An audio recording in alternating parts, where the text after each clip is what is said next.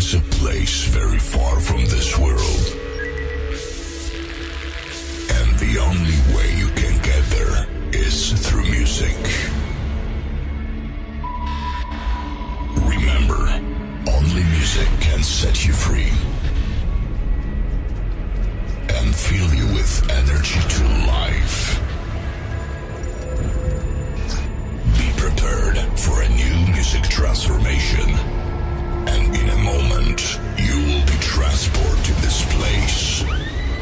5, 4, 3, 2, 1. Ladies and gentlemen, please welcome. Agitate the airwaves. Welcome to my world of hands-up music.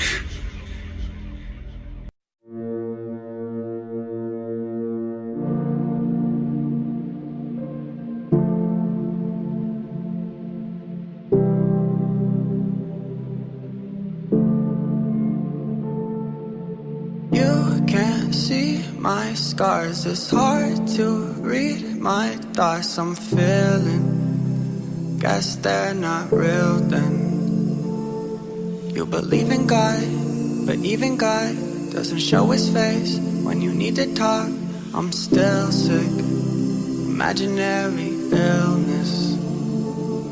I met the devil in my dreams. He said my dreams are what I never will achieve. He said I'm never getting better, and I need to stop using words together like mental and disease. That's when hell will fucking freeze. I'm a basket case, maybe I should lock my stupid ass away. Feeling like I'm half awake from all these pills I have to take. No one even asks or fucking wonders if I am okay. I'm locked inside my head and I just can't escape.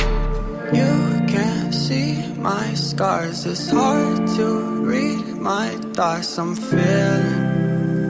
Guess they're not real then. You believe in God, but even God doesn't show his face.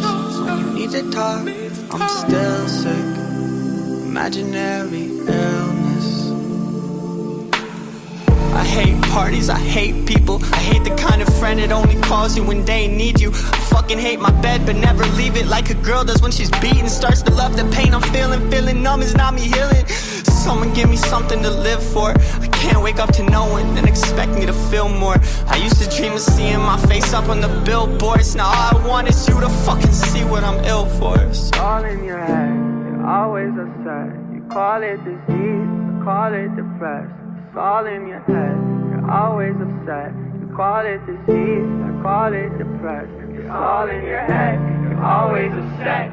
Call it disease, I call it depressed. It's all in your head, it's all in your head, it's all in your head.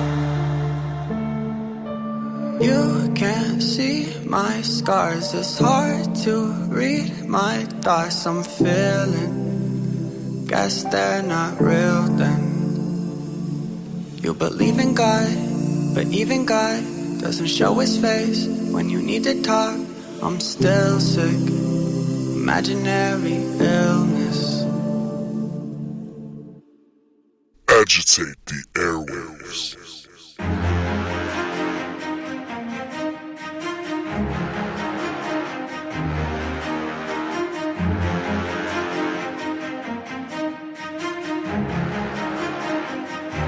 You've had your doubts. You said I would never make it down this road. You counted me out again. With a little time, we'll see the truth unfold. Oh, and I will never pretend to make amends. Remember and never again call you a friend. Oh, I've come so far since then, and out of sight where my story ends. I've been pissed poor, I've been picked on, I've been held back, I've been spit on. I could've died trying to face that time, by the grace of God made it out of that shit storm. So I cracked the window, gotta let the wind blow.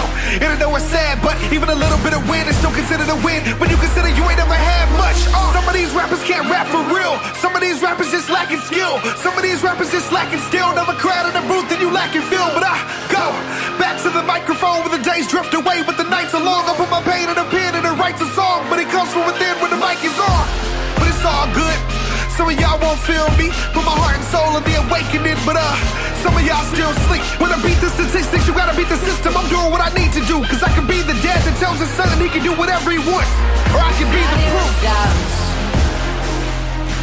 You said I would never make it down this road. You counted me out again.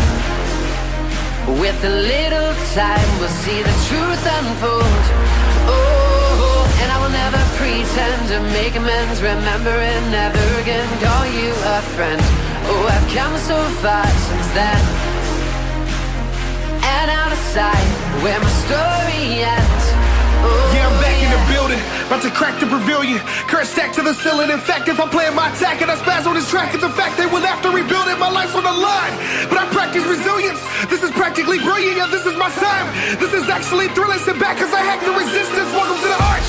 Yeah, welcome to my state. The city's mighty fine, just look over the crime rate. Kids are still dying, but ain't nobody irate. This end takes time, but look how much time takes. And they say, being a kid rock, but not on my block. It was too many bits up. Gathered all my feelings and I hit them in hip-hop. Cause when I tried to kick it, they would tell me to kick rocks. It hurt, cause I came from the dirt. But I'm making it work, celebration of birth. You were searching for gifts, I was searching for worth, and it felt like a curse. But I'm doing what I need to do, cause I can be the dad that tells his son he can do whatever he wants. Or I can be the proof. You said I would never make it down this road. You counted me out again. With a little time, we'll see the truth unfold. Ooh, yeah. And I will never pretend to make amends. Remember it, never again call you a friend. Oh, I've come so far since then. And out of sight, where my story ends. Oh, yeah.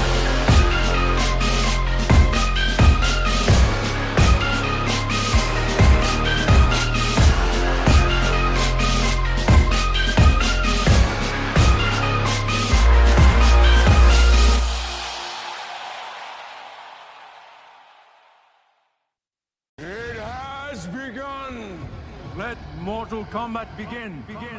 PushButtonsBeats.com. Get over here! Yeah. What up, Johnny Cage? Upside. Fredo. Yeah. Yo, first things first, what's a bar to you? I got bars to the stars burst, ooh. I sneak at a sucker MC or two. Fucking blow pop drops in your bubblegum crew. I'ma crush these little ones for 100 grand. Twix's milk duds in the fun diff sand. I'ma take a bit of honey down to Candyland. Let it melt in the mouth, yo, not in the hand. My Mars bars travel through the Milky Way. I start crunch time just to see a payday. So when a bunch of nerds get up in the way, I Babe Ruth through good and plenty, man, that's all I can say. Sorry, Willy Wonka, that's my disposition. I don't sugarcoat shit, you can feel the tension. And before I go, yo, did I mention that I'm spitting out bars like a Pez dispenser? Come on.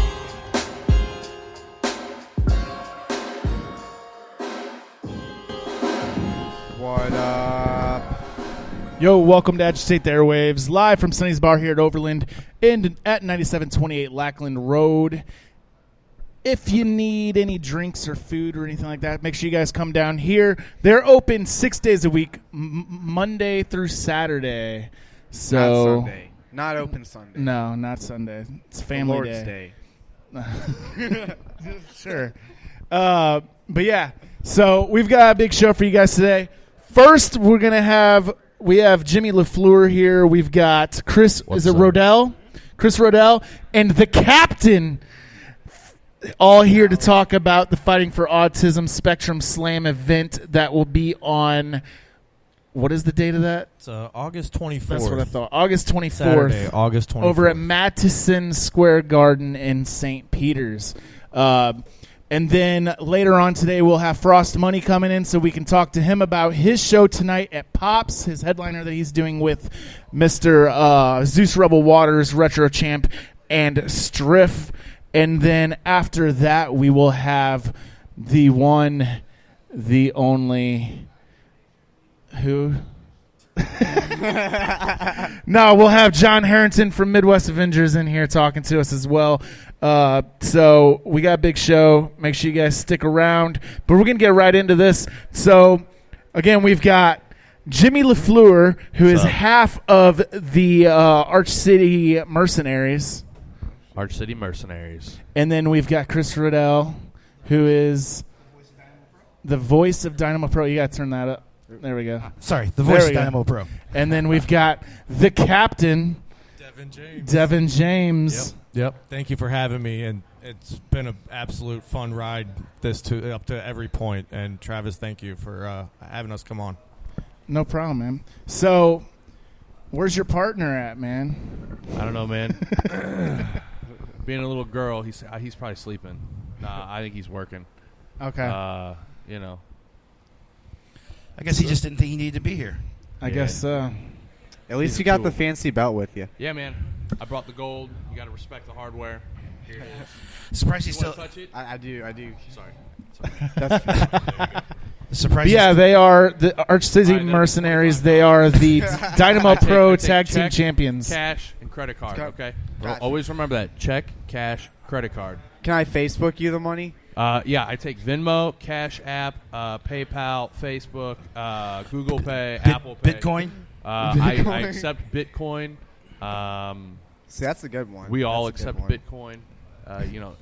You just have to, right? You If got to. At the if market. you're not accepting Bitcoin, what are you doing in the wrestling industry? That's all I'm saying. So, on August 24th, you'll be teaming up with your partner, Tony Esteem, as well as Makazi, Yes. to go against Glacier and who are his partners? Generation Iron. Generation Iron. It's going to be Titan the Dwayne. I didn't mean to jump on here. Dwayne the Titan Smith, and then Brent Banner. They're both also fighting for Autism ambassadors. So there's that alone. Nice.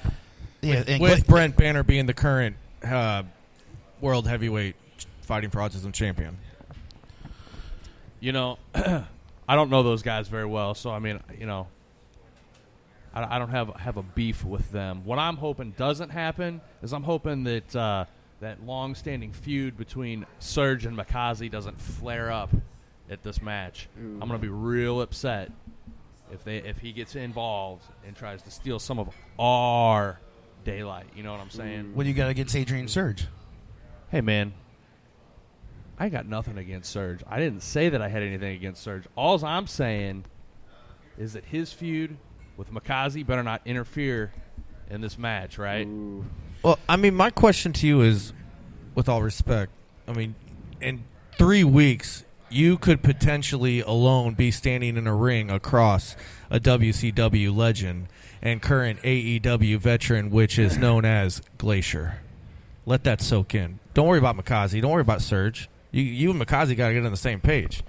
I mean, I'm not trying to jump on your interview, but I've been watching you guys for a very, very long time. Hey, man, I'm not scared. And no, I've been scouting you guys. When I first saw you guys in December, when I read a lot about you guys, but back in December, I was there at FUBAR scouting Mike Outlaw, and I was scouting the Agents of Chaos, who were the current Dynamo Pro champions at the time.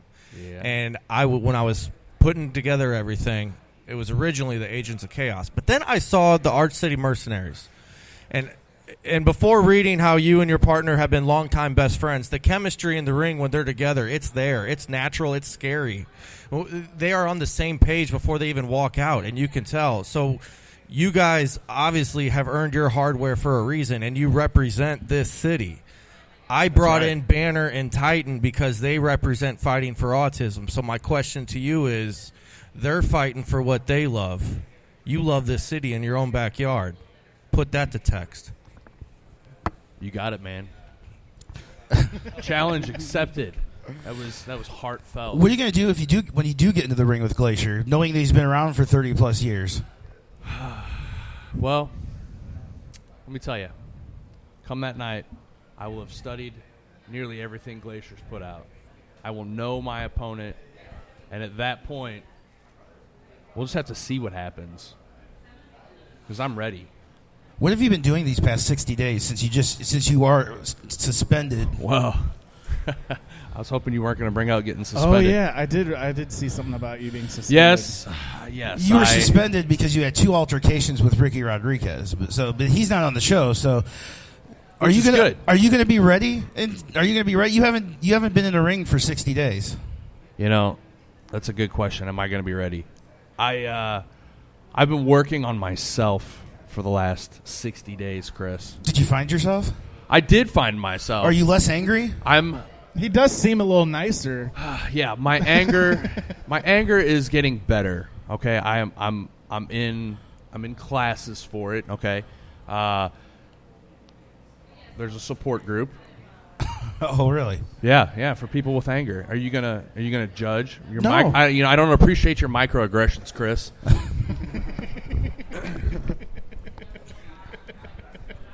We're here to talk about autism. We're not here to talk about why I got suspended, okay? Right? That is true, but it's going to be something that's brought up because, 60 days.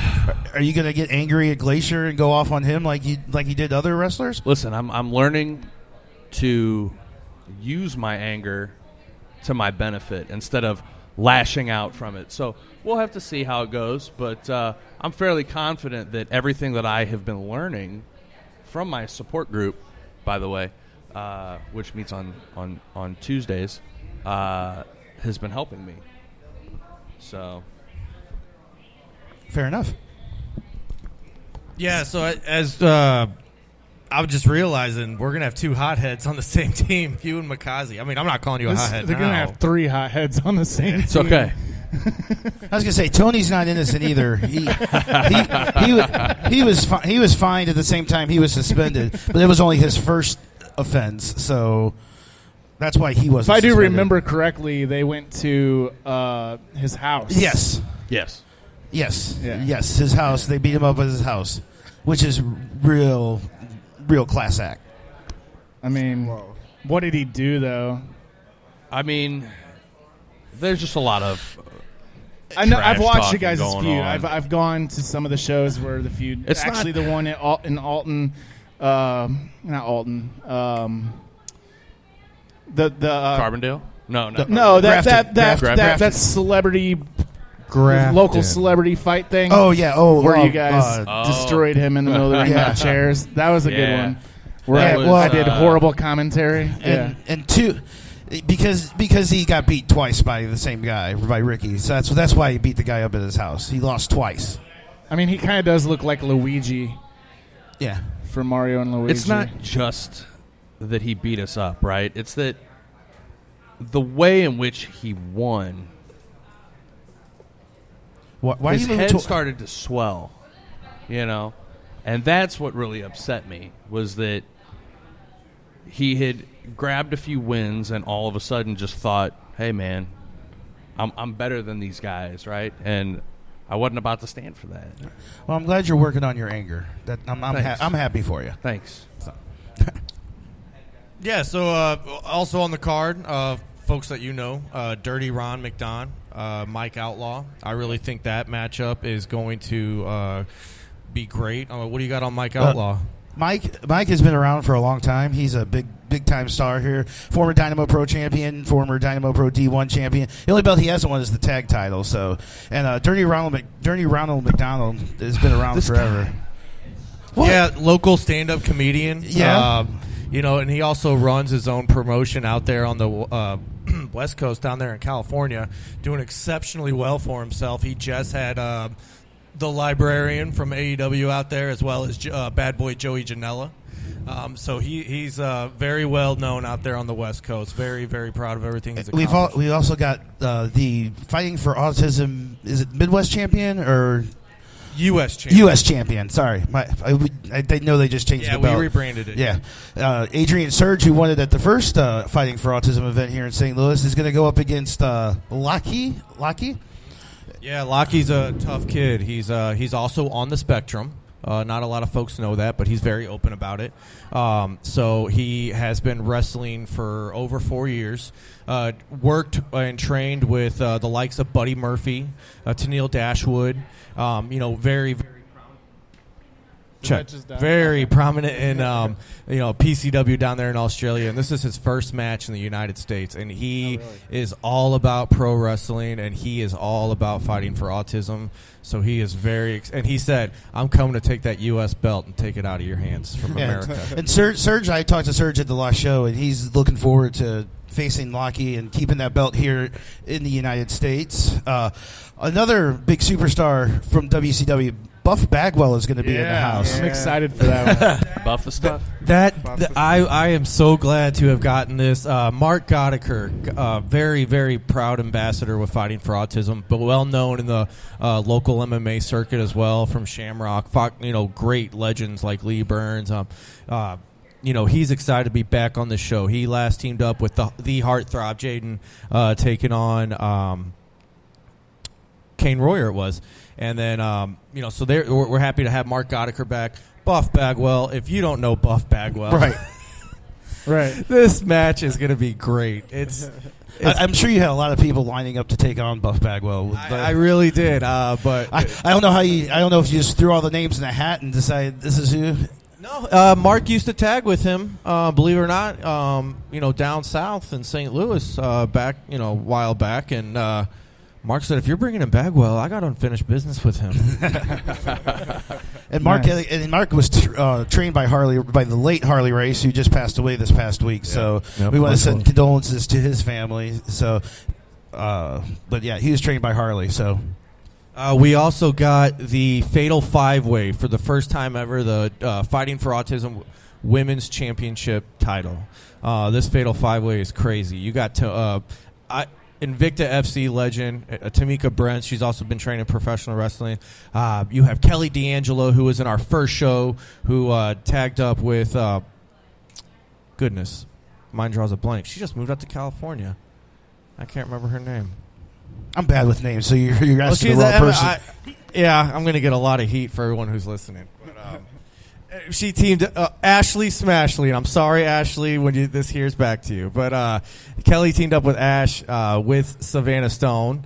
And then, so we got Savannah. Obviously, she's in this matchup. What do you got on Savannah? We got Rusation, and we've also got the first ever Dynamo Pro Women's Champion, Brain Victoria, who 1 year ago won that title in Grafton. So the women are gonna bring it. I have no doubt. So that's quite the range she's got there. Yeah. I see what she did there. Those classes are really helping out. They are. I agree. What another great matchup I think is gonna again bring a lot of positivity. AEW newest signee Dustin Thomas. He's going to be taking on Ezra Zellis. I mean, what do you know about Ezra, Dustin Thomas? I'm not as familiar with Dustin as I am Ezra. Ezra is an awesome. He's kind of new to the St. Louis area, but he's had several matches. He had high profile matches, and he's tearing it up on the Midwest scene. So it's going to be an interesting night for him. For those who don't know, Dustin Thomas is a bilateral amputee. Both legs were gone at the age of 3, but that didn't stop him from following his dream. And, he was just in the AEW Casino Battle Royale. August 9th, he'll be taking on Joey Janela, which is a common name we're saying. Wink, wink. So, we also got Kevin Ryan versus James Brady. These two, I've heard that they're going back and forth at it on social media. Yeah, Kevin Ryan, he really impressed us back in 2017. He was originally slated for a tag match, and then Adrian Surge, opponent, fell off, Chip Day, and Kevin was the first person to raise his hand. He said, hey, look, I've already proved myself down south. He had multiple tag team titles down there, and he was like, if I deserve this. If it's a title shot and it's singles, I want it. And him and Adrian took it to the house. Yeah, Adrian came on top, and they've been fighting on social media. I've seen the videos going back and forth. Yeah, James. To know James Brady, he is kind of got an attitude. Yeah. So he thinks kind of. Yes, kind of. He thinks he's entitled. Well, James Brady, Kevin Ryan, we can use the same adjectives all night long. You think we're talking about one or the other. These both kids are going to have something to prove, and why not do it on the biggest stage of Dynamo? Yeah. So it's going to be a great night. I'm really looking forward to it. So we're going to raise some money for Fighting for Autism, and you've been with it for a while, so one last match we need to obviously address, the 25-man battle royale. Oh, I forgot about that. The winner of that match obviously gets a shot at any Fighting for Autism title down the road. So there's going to be a lot folks in there. Check on social media to see who's declared themselves an entrant. Myself, I'm getting back in the ring after a year and a half. I know my cousin. How do I get in on this? Well, you're ineligible, sir. What are you looking at me for? I have nothing to do with it. You're wrestling Glacier. You have big things. Got a lot on your plate. Yeah, you got Generation Iron and Glacier. I can do both. Huh? I can do both. Yeah. You're going to be able to do one? Oh, anyway. So yeah, this event, we're excited to bring it back. Car Shield presents Fighting for Autism. Car Shield presents the Spectrum Slam, hosted obviously by Road Warrior Animal. So that's another thing that we're. I forgot about that. WWE Hall. He's going to host the thing. Yeah. He'll be there, sign some autographs. He'll probably bring the spikes around his shoulder belt. Yeah, he always does that. So yeah, we're happy to get. It's going to be at Madison Square Garden in St. Peter's, which is also a sports complex. We get the venue for that week, so we're going to totally redo the whole inside. We're going to be setting up the staging, the lights, the ring all week, and the seating. We're doing everything we can to get this a big arena feel. Everyone has come through on what they're going to do to help with us. Specifically, I hope he's listening. If he's not, Tony, I'm not going to drop your last name on the radio, but Tony, if you're listening, he has been one of my biggest advocates at Car Shield to help get this done. Car Shield came through, and they are doing whatever they can to help. So obviously they're sponsoring, the event. I am so thankful for them. The working relationship we developed with Dynamo in the past 2 years. Jim has always been good to us, and anyone who I come across the Dynamo banner has been nothing but great towards fighting for autism.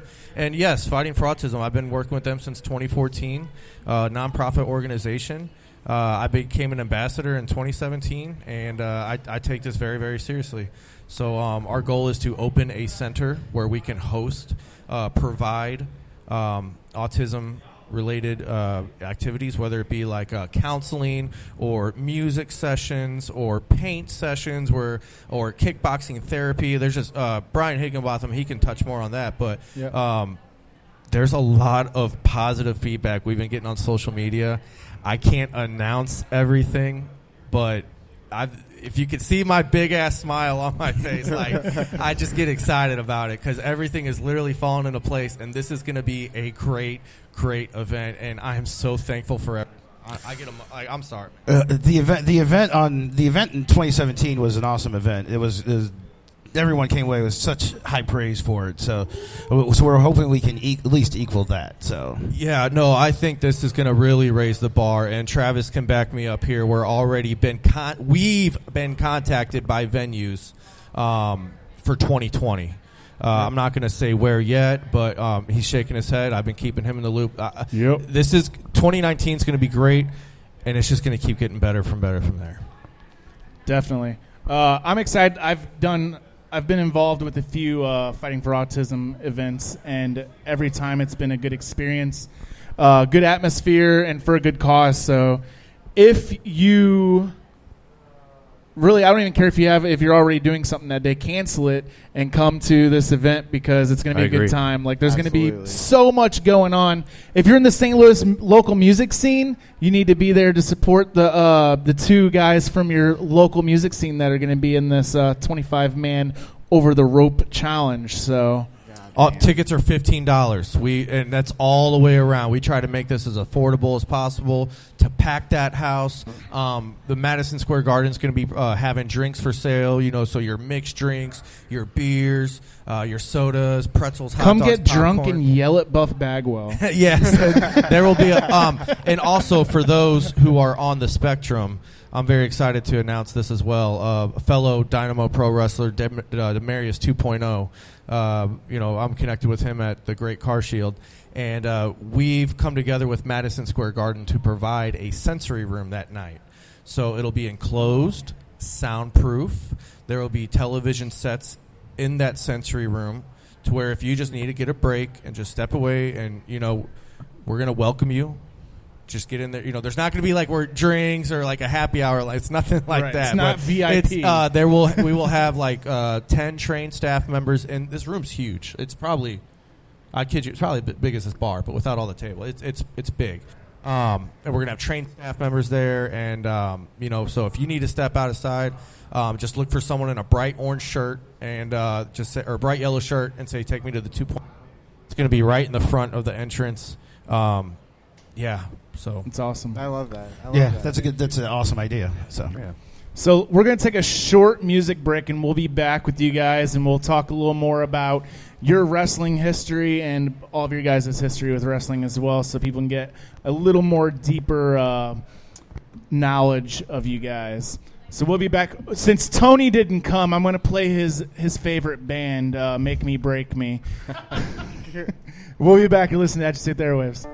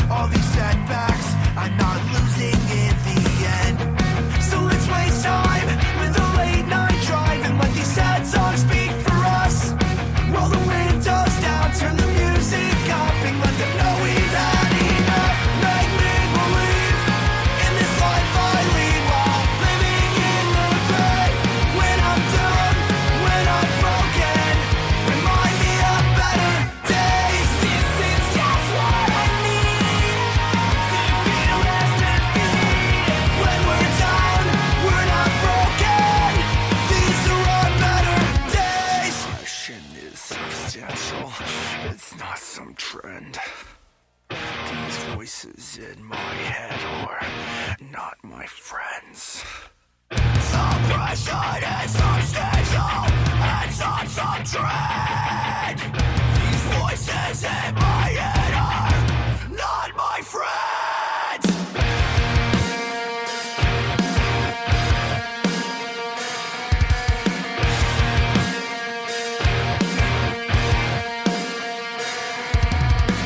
Suppression is substantial, it's not some trend. These voices in my head are not my friends. In this life I lead while living in the grave. When I'm down, when I'm broken, Make me believe in this life I lead while living in the grave. When I'm done, when I'm broken, remind me of better days. This is just what I need to feel less defeat. When we're down, we're not broken. These are our better days.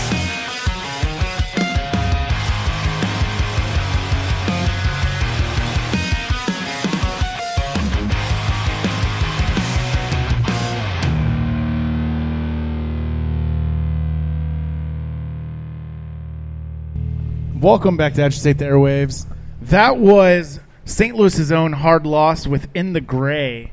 You can check them out next Saturday. Yeah, next Saturday at Floorfest at the Elks Lodge in Afton. I like that Afton. song. I actually. I'll be hosting that show. We've got here. Let me look that up. There's a whole bunch of bands. Ashland's supposed to be there. That's just hang on. Floorfest. Floorfest 4. It's a whole fest. It is Hard Loss, Ashland, Unimagined, The Day After, The Few, City of Parks, The Winks, Man the Helm, Callaway Circus, Kill Their Past, Skylines, Cover Letter, Ryan Cheney, Gossip Machine, and Positive Punk.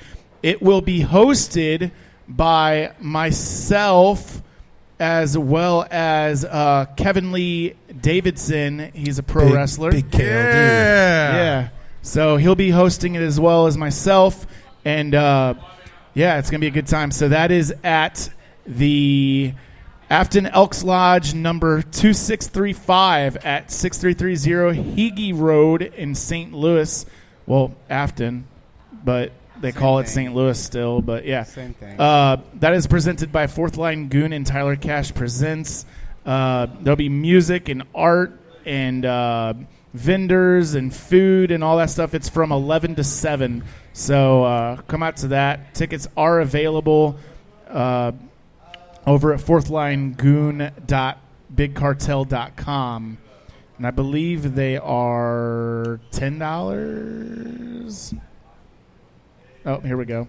They're $13 in advance or $15 at the door. So I suggest you get them advance. Just go to fourthlinegoon.bigcartel.com and get you some tickets for that. Again, that is next Saturday. But we are still here with all of these guys, the captain, Chris Riddell, and one half of our city mercenaries here. One half, that's right. One half, because the other Arguably one couldn't the bother better-looking to half. come here and talk with us today. Yeah. What a loser. Freaking loser. Yeah, we got just again, Arch City Mercenaries, Makazi taking on Generation Iron and Glacier. August 24th, Car Shield presents the Dynamo Pro Spectrum Slam. All proceeds going to Fighting for Autism. Tickets are $15. All general admission. Action-packed matches all through the night. If it's anything like the 2017 event, this is going to be, we're going to blow the roof off the place. They might have to replace it. Where can people get those tickets? So we have a Cage Tix link available, cagetix.com. Click on the Dynamo Pro. Send it to me, and then I'll post it on our Facebook page. I'll get that to you right now. But yeah, Cage Tix, or feel free. You can inbox this platform, Agitate the Airwaves. Travis had links to get in there as well. My hat is not for sale. Thank you. But I have a nice gentleman flashing $47 in my face for my hat. Everything's for sale. No, this is priceless, baby. It's a fantastic event, fantastic card. Buff Bagwell, Glacier, Makazi, the Arch City Mercenaries, Generation Iron, Dirty Ron McDonald, Mike Outlaw. Did you guys know Mike Outlaw crashed my 30th birthday party? Oh, did he? Yeah, he. So I guess I got a surprise birthday party from my wife at a bar, and Mike and I have had some history dating back to the last Fighting for Autism Spectrum Sound, where there's this hot dog eating contest. Oh, yeah. And I won, and they didn't have a trophy up there for me, so I saw this nice, shiny D1 championship belt sitting there on the table in front of Mr. Outlaw. And I was like, well, I just won this hamburger eating contest, so I'm now the champion. And he got a little offended that I grabbed his belt. Someone choked during that. Like, that's not my problem, but someone almost died. Which is where I capitalized. Trying to beat you. Which is, so everyone stopped about it, and he's forward, still continuing to eat while this guy's choking. That was in September. Fast forward to January. I'm getting happy birthday sang to me, and out of nowhere, the pain just shoots in my freaking back. It's a steel chair from Outlaw. In the middle of this bar, in front of my mom, my wife, my dad, half my MMA team are there. Everyone, no one, like this bar's packed. Outlaw, pop! I go down. You talking shit? Oh, I don't know what I can say on you. You talking that crap, Devin? Pop again. Pop again. That's a birthday you'll never forget. Right. Threw me through a freaking Jenga table. Yes, there was a Jenga table. And then he kicked me in the face and walked out. Well, I have it all on video. I will inbox it to you. I want to see and we that. can put this link That kind of up. sounds like him. So yeah. He's a little unstable, so. I'm going to get this link to you. So, tell us a little history about Arch City Mercenaries. How long have you guys been a tag team? Oh man, 22 years. It's been a wild ride. No man, we formed about 3 years ago. Was when we started training together. We've known each other for a decade, playing music together. Gracefully played some of our hot garbage earlier. Yeah, so we played music together. We've known each other for a long time, both real big wrestling fans. He kind of started doing wrestling on the side. He had known some folks that were doing it who also are in the music scene. And, you know, he went out, he tried it, fell in love with it. He came back to the band, and he's like, guys, I need somebody to go do this with me, right? And at this point, you know, two of the guys had left to go have babies, and, you know, they're like, we're busy. And the other of us were like, they were like, no, we're not really into it. And I was like, yeah, let's go today. And so we went, and I rolled around and took my first bump, and yeah, I was hooked. I had been this massive wrestling fan like all of my childhood. You know, I was the kid that other people made fun of because I was practicing wrestling moves in the swimming pool, right? And I was like, man, I'm gonna wrestle one day. And everybody's like, whatever, like, you know, that's stupid. And then I started wrestling, and it was crazy. You know, all the people that were like, dude, you wrestle? That's so cool. That's the greatest thing ever. It's the rush when you walk out of that, when you walk behind the curtain and to walk out into the fans. Yeah, man. It's incredible. Literally incredible. It's almost like being on stage. It's like, you know, you got the crowd in your hands, and Yep. It's very similar to being a musician, but terrifying all at the same time, because it's like being a musician in your underwear, right? It's like, all right, you're going to get up and play in front of this crowd of people. Oh, yeah, take all your clothes off except for your underwear, and then go out there. You know, that's what it's like, right? And taking your first bump, you probably were like, ow, this hurts, but then you're like... Actually, I did it, and I was like, huh, that's not as bad as I thought it was going to be. After the 100th one, though. Yeah, after the 100th one. When I tweaked my neck for the first time, that's when I was like, oh, okay, this is interesting. This is different, and we gave a clinic to a few of our buddies. It took several years for anybody else to come out and be like, "Yeah, man, we want to do this with you guys. We'll try it."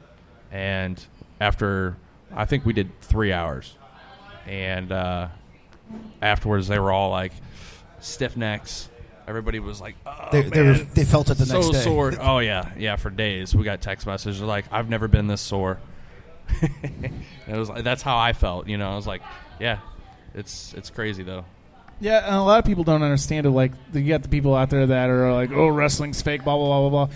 You can't fake the physical aspect of it. Like, there's no faking that. Like, choreographed isn't fake.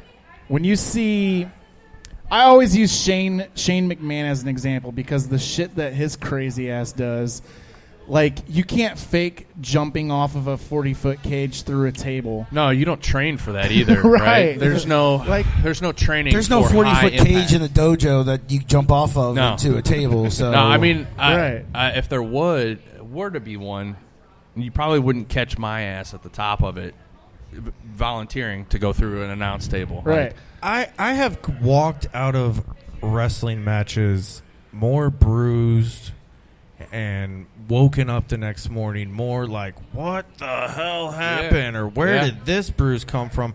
More, I mean, I can't. I've wrestled, 50 matches plus. I mean, I haven't wrestled in a minute, but then you go to some MMA fights where I've walked out of there and I'm like, like, oh, did you have a fight Saturday? Yeah. Oh, I didn't even know what happened. Yeah, I won. But it's like, well, so the big difference is the MMA, you're defending yourself. Wrestling, you're putting your body on the line. Still, you're going into it like full force, like you're doing it to yourself as well as someone else doing it to you. Professional wrestling is 100 times hardcore than right, MMA. Yeah, because MMA, how it is. You can defend yourself. You can say, I'm not going to let this guy hit me. It's not going to happen. I'm not getting hit today. You're blocking and defending. Right, yeah. In wrestling, you're giving it just as much as you're taking it. So exactly. It's like I've never wrestled. I've refereed in my career. I've never wrestled, but even after refereeing, your knees are shot for days. Even just ring announcing, sometimes getting in and out of the ring, your hip hits the side of the cheap plug. Ring announcer for our event, Nathan Orton. Nice. You heard it first. There you go. That's he's local comedian, right? Local comedian. Travis's boy. Yeah. Nathan Orton? Nathan Orton will be the ring announcer. So Tony knows him too, yeah. Yeah. But yeah, like what you're saying, getting in and out of the ring. Whenever I brought the music for that boxing event at the Olympia thing, and I went to get in the ring the first time, I almost bit it. Like, I almost face planted right into the ring because my foot got caught. My biggest fear is when I get in the ring is falling on my face. Yeah. Mine too. So mine too. That's my biggest fear. Is that or I'm gonna get running to the ring and tripping and sliding underneath the ring. Titus World Slide, baby. or doing the Batista, at WrestleMania and tripping over the bottom rope, getting in. That's you're just starting off the match on the wrong foot at that point. It's like, see that you might as well go shower and come back. He should have just stayed under the ring, just kept it, played it off like it was on purpose, and just stayed under the ring. If I'd have been him, I'd have crawled out the other side. Yeah, like 20 minutes into the match. And exactly. Then made it seem like it was done on purpose. Yeah, exactly. Yeah. Just roll with it. Yeah, speaking of Rumble, I'm still good on the money. I'm still good on the money. Speaking of Rumble, the 25-man Rumble, I just want to name off some entrants who we do have. Retro Champ, he is going to be in there, one of a local artists that we know. Go ahead and announce it. Who else is coming? Cole Jack, mother YSD. I'm fucking terrified, not going to lie. Hey, there you go. That's Don't be. But we also have Demarius 2.0. You're going to be in it for 5 seconds. Demarius 2.0. He is in. I know both of the Agents of Chaos. They will be in the Rumble. That'll be interesting to see. Tim and Rob Francis, the Francis brothers, they were back on our 2017 show. Legends in the MMA community as well. And there's going to be just some fun, familiar faces that you just will not expect. And I'm telling you, you're going to want to. It's not going to be Jimmy LaFleur either. Whatever, man. I'm great. You listen. I am awesome at battle royals. Okay, I just want to. Have you won one? I have been in the top 4 in every one that I've been in. I'll tell you my tricks later. Off air. Right, I need them. But yeah, But again, Car Shield presents the Dynamo Pro Spectrum Slam. Very, very thankful for Car Shield. Also want to give a shout out to Ruma Noise of First Choice Painting, helping us get Glacier here for one. Awesome. Miller Mortgage Team for helping us get Mikey Gordon out here, Dirty Ron McDon. So thank you for them. And then, of course, Convenience Store 94 paying for all of our referee gear that we need, getting the patches on there. And Luke Roberts is not here, but I do have something like special I could announce. Could I not announce? I don't have any idea what you're talking about. I'm not going to announce it. Neither do I. But he's out of if town. you got news, I'll wait off on that. Okay. Luke, let me tell you, Luke is a hard worker. I tell you, he sets up all these media interviews for us for our shows, and he's one of the hardest workers in Dynamo Pro. I am absolutely thankful for Luke Roberts and for Jim. And we've had him on here before, and he is a fun guy to talk to. He's an interesting character. He can talk. Let me tell you, he can talk. So, but he's a hard worker. As soon as I see Luke calling my phone, I'll answer it. I'm like, hold on, Luke. Carrie, pen and paper. And shout out to my beautiful wife, too. She's helped put this thing together. This has been over a year in the works. Not a lot of people know that. Without her putting up with me, keeping my stress down, and all of my Travis, you've helped. I've called you panicking a couple times, and you've helped me out of the darkness. Luke, I've been in his inbox. Jim, just everyone again. Thank you. Car Shield presents the Dynamo Pro Spectrum Slam. All proceeds fighting for autism. Tickets are $15. I'm excited. And if we're lucky, we might see your Uncle Larry there. Larry needs no. We're not going to see Larry. No. But yeah, it's going to be a great night. I can't wait. It should be fun. With Nathan Orton being the ring announcer, I'm just going to hang out and be. No, you are going to be. We have something. You have something. I'm not being. No. I'm not in the Battle Royal. I want you to know that I am not going to be in the Battle Royal. Let me check my notes. I'll take your place. Take him on. You've got Glacier. You got to worry about Generation Iron and Glacier. I'm not worried, man. Oh really? I said I'm not worried. All right, we'll see. I'm not worried. He's zen now. He's zen. So. All right, but I want to thank you guys for coming in. Again, August 24th at Madison Square Garden in St. Peters. Show starts at... Doors open at 6. First bell is at 7. There we go. So make sure you guys come out. Again, tickets are $15. Mm-hmm. And we'll post that link a little bit here in a little bit. Tickets will be available at the door. Check on socials because we're out somewhere every weekend with tickets in hand if you want to get them early. All are general seats, so they're first come, first served seats. But again, the Madison Square Garden. It should be good. If you've been there, the night that you come there, it's not going to look anything like it. Like I said, they're giving us the venue for that whole week. And like I said, it's gonna look like an arena. And then, of course, as he said earlier, he's gonna have that room for the sensory. If 2.0. If you just need to get, if you just need to get away, that's all. Yeah. It's family friendly, spectrum friendly. Yeah. Everyone is welcome to come. So you really have no excuse not to come at this point. So this is gonna be my first time going to a wrestling event, so I'm excited. Your first time? My first time ever. You're in for his first time going, and he's going in there and wrestling. You're gonna be hooked afterwards. Yeah, it's like he's gonna be St. Louis Spike Dudley. Yeah, man. Hey, there's always a spot on the Arch City Mercenaries. All right, there you go. That's right, man. All right. Well. All right, thanks for having us. No problem. Thank you guys for coming in. Thanks, We're going to play a few songs, and then hopefully Frost Money will be here by the time we get done playing these songs. I'm about to message him in a bit. But, yeah, so let's go with – we'll play a Travis Spade song. Ooh, T-Spade. And then we'll play a Retro Champ song because you can see him perform tonight. at the Kings of Summer. Kings of Summer At Pops. at Paps. Paps and Sauget. So, yeah, we're going to do that. So we've got Travis Spade, Retro Champ, then Tom McDonald with If I Was Black. We'll be back. You're listening to Agitate the Airwaves, live from Sonny's Bar.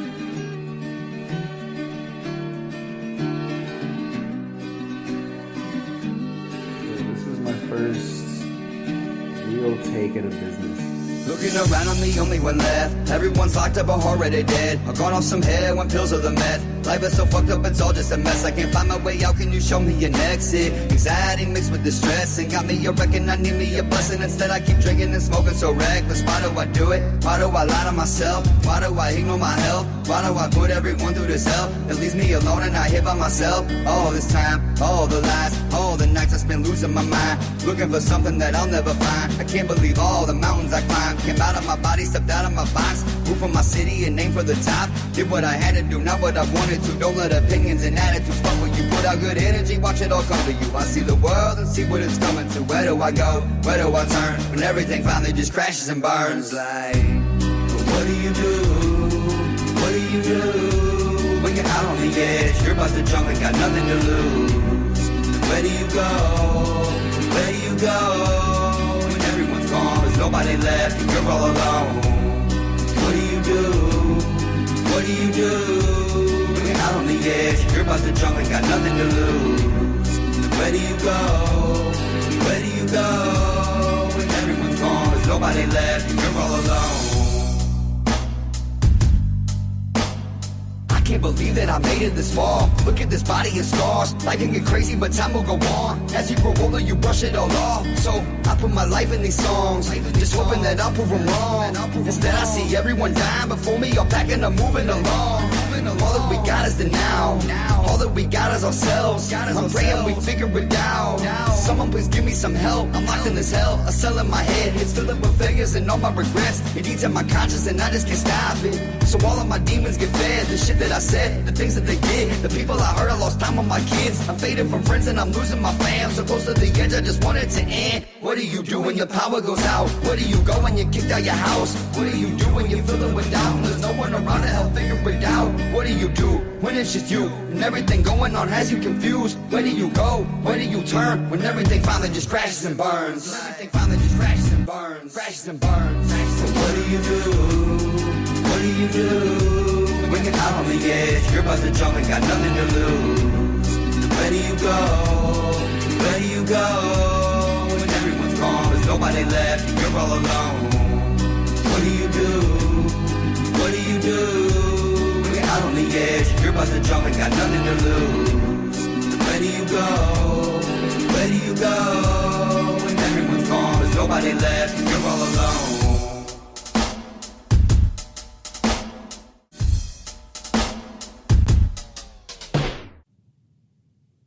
Travis Spade. Planet 13, baby.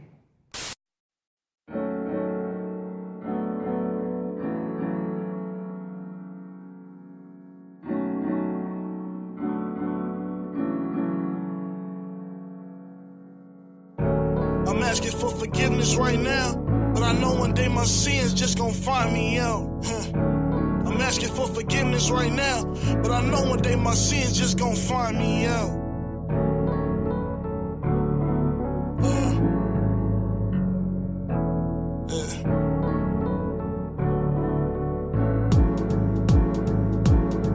Rebuke those demons and they will flee. That's what you told me. If I was down, you just pick me up and you console me. I don't mean to say certain things and go against me. Yeah, we all fall short, but I'm confused. Let me ask some things. If I do so much good, why does evil prevail before me? People stabbing me in the back, need to part ways, Red Sea. But why do we have trials and tribulations if we feel defeat? Well, why is it when we get slapped, we gotta turn the other cheek? Or when our praises go up, the blessings come down guaranteed. I don't want you to think I'm downing you. I heard the stories about these preachers, teachers, prophets telling lies for their glory, making it seem like the Bible is a bunch of allegory. Lord, I just want you to hear my cried. My mama praying for her only child to stay alive. But some days, God, I just don't know why. My anger is a sickness, I'll snap and don't bat an eye. That's why I'm on my knees looking up to the sky, asking you to walk with me and be my guide. Cause I know on this journey I'm on, it's a heck of a ride. As I grow into a man, I have to swallow my pride and come to you for help, man, after all that I tried. Cause in my own strength, I already know it's not right. I can't afford to be one of the people that backslides. The devil's wicked ways trying to destroy and divide. Oh my, I can't let him get inside my mind, telling those lies I won't abide. Besides, you are the one that always provide. Show me a lot of visions that open my eyes wide. So please,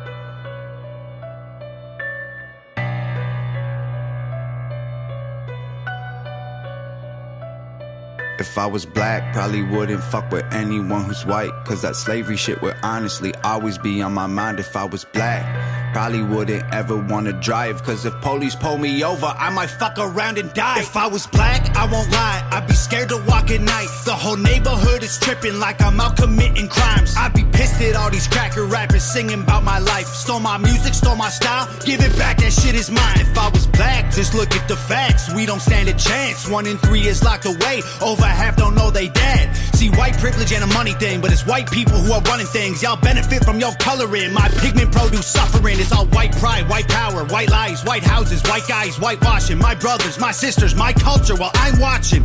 If I was black, I'd probably hate myself from shit they say. Racism made me racist, and I am not the one to blame. Hey, y'all won't say it to my face. In the circles you feel safe. Y'all been using words they made for us when we were slaves. Hey, wait, whoa, I know that was long ago. If I was black, I want my reparation money paid in full. If I was black, I'd say fuck the police, I'd say fuck the whole clan, I'd put holes in their sheets. If I was black, I put gold on my teeth, so if you think I'm broke, you will know when I speak. If I was black, it's my face on a T, R.I.P. underneath, on my name next to free. If I was black, I would die in these streets just for speaking my mind, because I had a dream. If I was black, if I was black, probably wouldn't ever do my taxes. Why support a government that persecute my blackness, or pay the wage of law enforcement putting us in caskets, or help to build the prisons that we trapped in? If I was black, I'd be mad. People glorify the trap while we dying every day, fighting for everything we have. It ain't diamond chains and racks, this a systematic plan. They put us in the ghetto, gave us HIV and crack. If I was black, I'd hate America, appropriate my character, and sell it to Caucasians who wish they were from my area. If I was black, I wouldn't give a fuck about the greater good. My grandma can't afford a rent, y'all gentrified our neighborhood. Our lives matter, so stupid, y'all hijacking our movement. Black lives matter cause we losing innocent youth to police shootings. If I was black, the only role models I'm shown is the rich black rappers pushing guns and drugs and hoes. Yeah, hey, y'all won't say it to my face. In the circles you feel safe. Y'all been using words they made for us when we were slaves. Hey, wait, whoa, I know that was long ago. If I was black, I'd want my reparation money paid in full. If I was black, I'd say fuck the police, I'd say fuck the whole clan, I'd put holes in their sheets. If I was black, I'd put gold on my teeth, so if you think I'm broke, you will know when I speak. If I was black, it's my face on a T, R.I.P. underneath, on my name next to free. If I was black, I would die in these streets just for speaking my mind, because I had a dream. If I was black, you'd attack when I say I'm proud, cause you're mad that you ain't allowed. If I was black, y'all ever tried to take me down, one fist in the air, I would stay my ground. If I was black, I'd say fuck the police, I'd say fuck the whole clan, I'd put holes in their sheets. If I was black, I'd put gold on my teeth, so if you think I'm broke, you will know when I speak. If I was black, it's my face on a T, R.I.P. underneath, on my name next to free.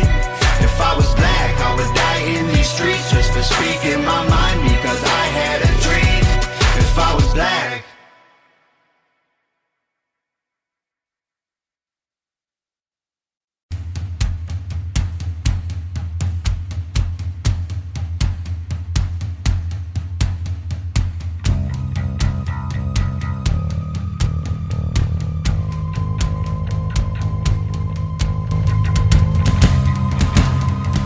Welcome back to Agitate the Airwaves.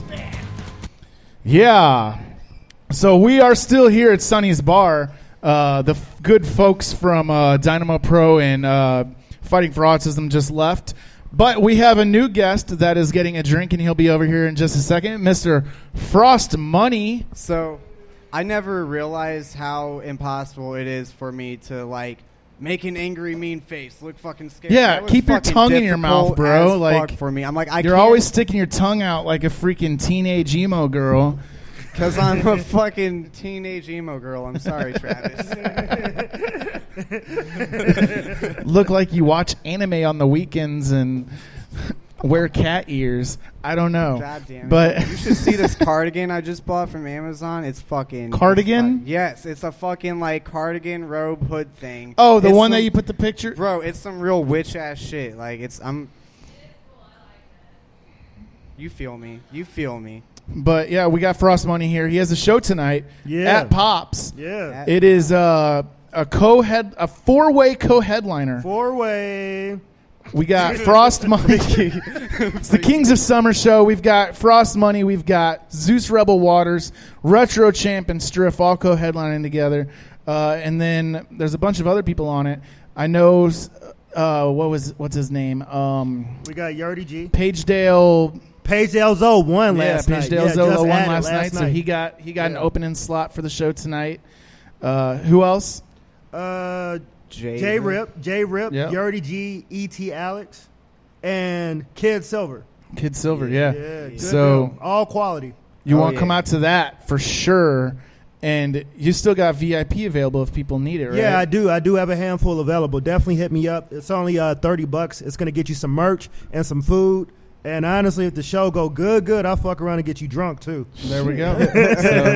so there's some incentive. It's only $30. Like, if you look at the VIP prices for like these national acts that don't give a shit about you that come through, they're like $100 and up. You get like a picture. And right, you get a picture and you get to say hi. They won't take and care of you like maybe an Frost will take autograph care of if you. they're nice.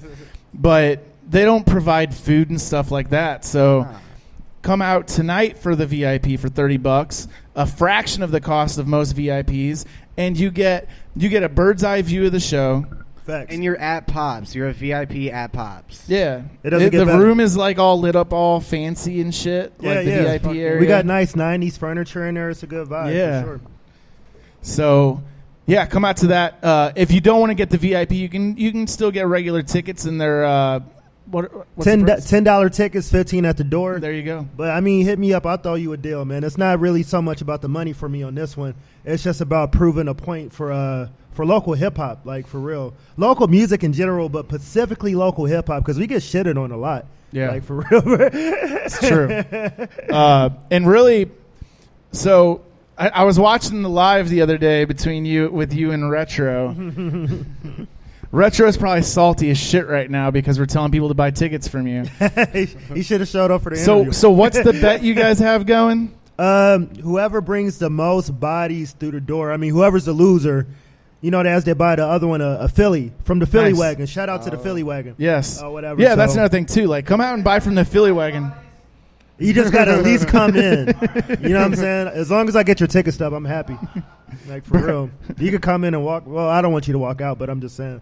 I got to beat Retro Champ. But, yeah, Philly Wagon. Shout out to Philly Wagon. That stuff is delicious. Amazing. Yeah, good times. And it's decent price. But you guys stick around to you the end of the show in order to get that. Huh? Did you know that? You could get married at the Philly Wagon. Really? For $20. Yeah, they're ordained over there. Like, I'm ordained, too. Motherfuckers do that, really? Yeah, anyone want to get married on Agitate the Airwaves, I can do it for you. I thought about doing it myself. I think people would pay me to do that, like, for real. I mean, dude. I would. Yeah. It's free to become ordained online. Really? Yeah. Hey, I'll send you a link. But yeah, man. So this is why tonight. I'm just saying real quick. This is probably why divorce rate is so high up because we're all getting ordained, so we can just be. Yeah, homie, I can get you married right now. Yeah, people don't think about it; they just do it because it's so convenient nowadays. Like, shit. The only thing with Missouri is kind of different because I think they require you to have the marriage license for at least 24 hours before you can actually get married. because they want to kind of combat sure. that issue of people That on hangover, the yeah. getting drunk and getting married randomly. But shout out to Britney Spears. Right, right. Gang. So there's gonna be some prizes tonight too. I hear. I know. Zeus has some stage props that he's gonna be bringing. I'm sure he does. Yeah. You always have stage props. I'm sure you've got some surprises that are gonna be in store tonight. It's gonna be you just never know, man. The good thing about my sets is like it's like the fucking Avengers. You know what I'm saying? Like I collaborate with so many people. Right. You just never know who's gonna show up and rock out with me. Like for real, man. It's gonna be something else. So, you just released a new song a couple weeks ago with Shadow B and J Money. Yeah. We'll be playing that a little bit later. Appreciate it. If you guys are into twerking, you want to check out that music video because there's a lot of twerking and booties in that music video. Ass.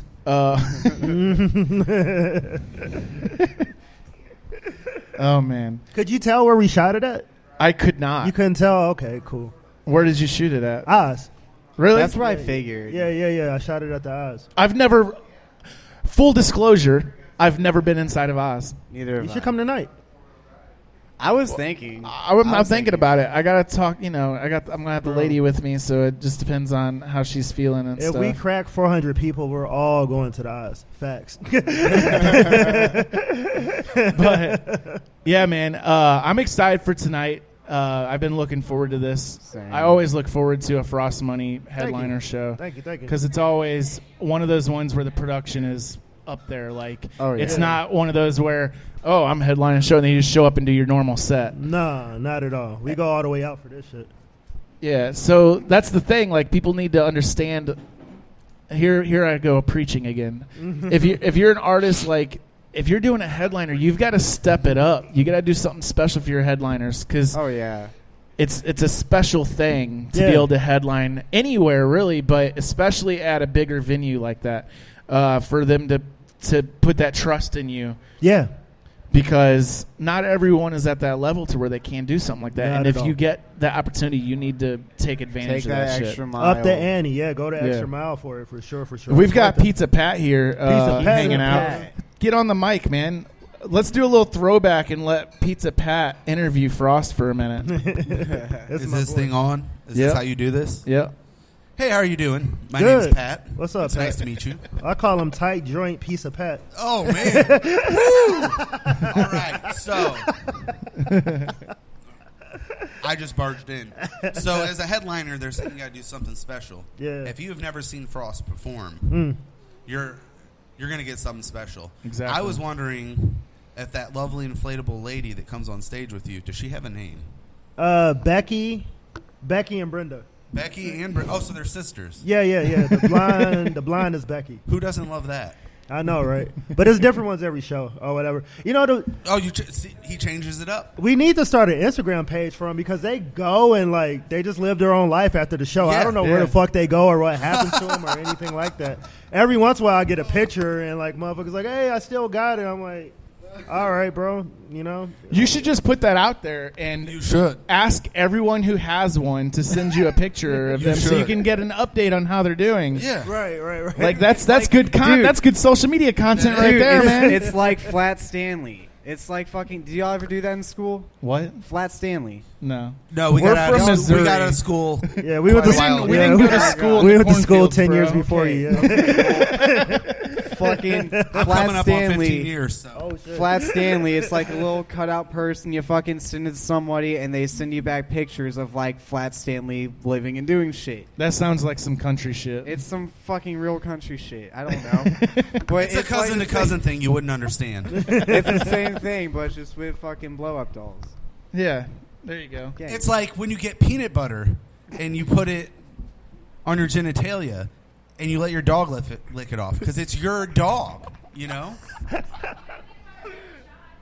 It's Sonny's peanut butter and jelly Sonny's has peanut butter and jelly shots. You guys never seen that movie, Full Road Trip? circle. I love Road Trip. That was a great Who was movie. that DJ? Quaz?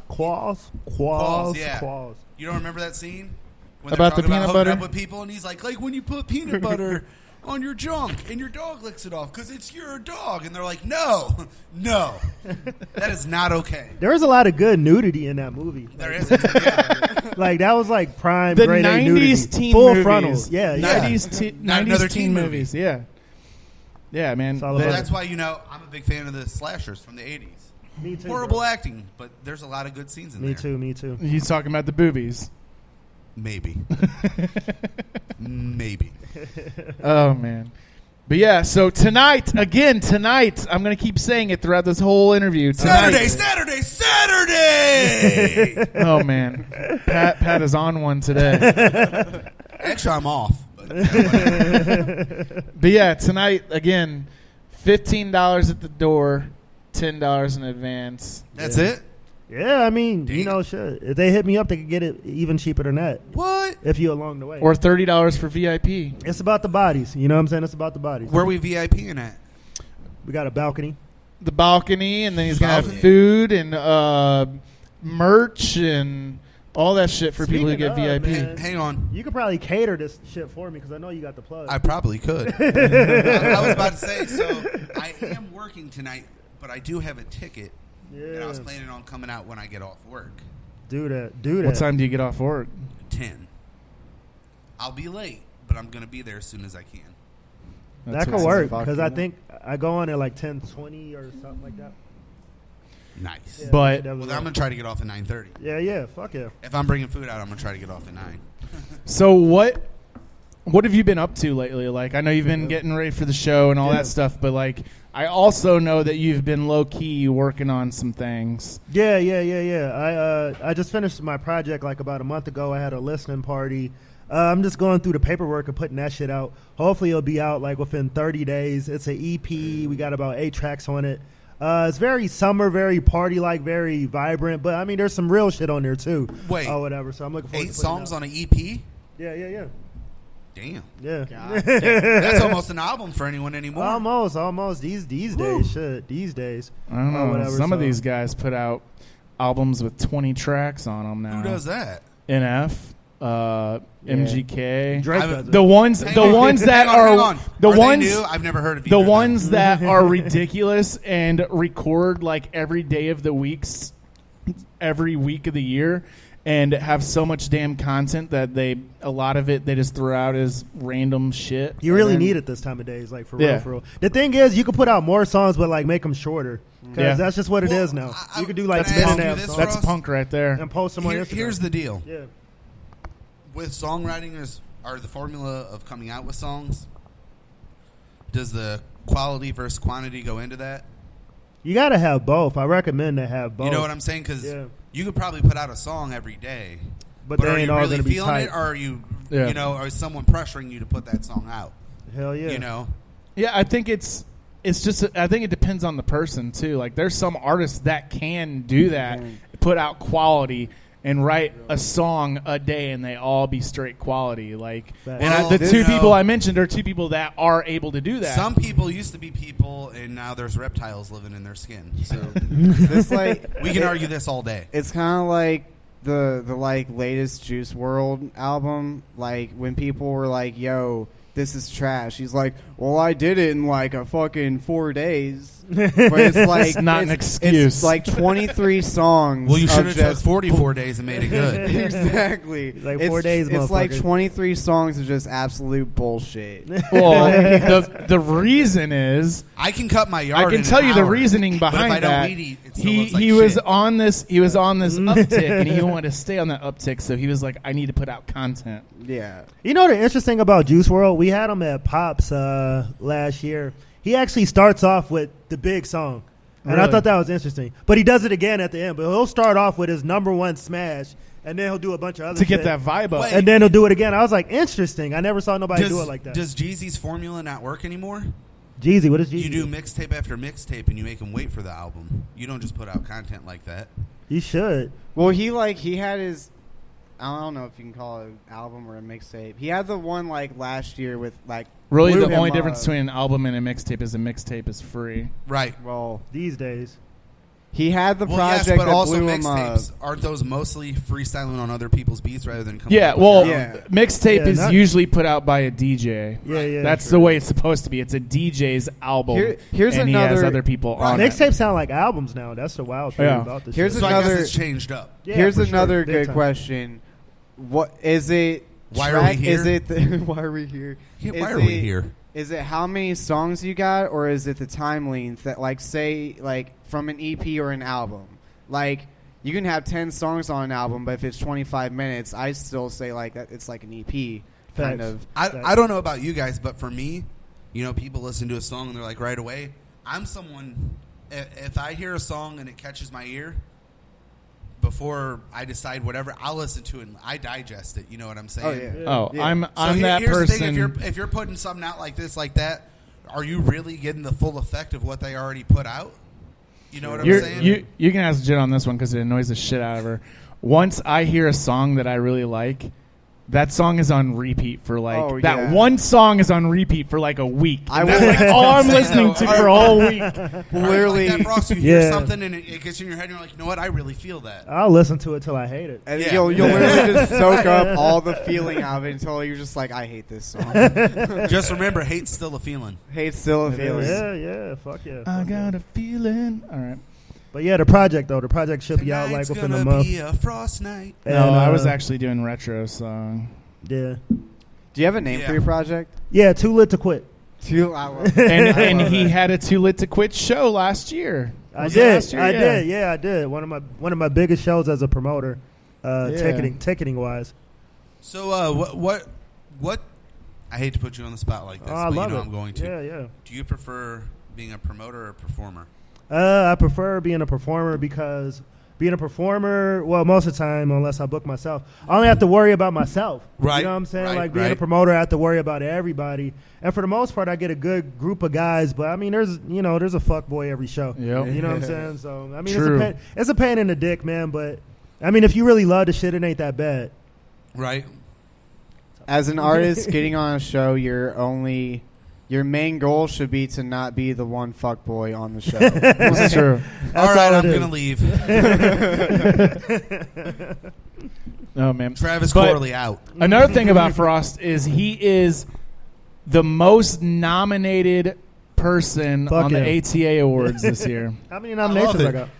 I think it's 4 or 5. I'm Let's in see. one It's category like artist, 2 or 3 it's times. song of the year. You're nominated for Song of the Year. You're nominated for Hip Hop Artist of the Year. You're nominated for Concert of the Year several times because it's either your concert or a concert you promoted. Yeah. You're nominated for Production Company of the Year. And I think that might be it. Yeah, So something 4. Like that. Yeah, something like that. I'm glad Speaking that on the ATA Awards, I'm humbled by it. interviews this year, I think I saw Twisted on there. Yes. I believe that was in 2018. Well, it's year No, to date. And this is the first one, so we're pushing it back a little bit I further. understand. I Yeah, understand. fuck yeah. And that, you know. Well, I talked to Twisted. They said I can accept it on their behalf. Cause That's good. That's good.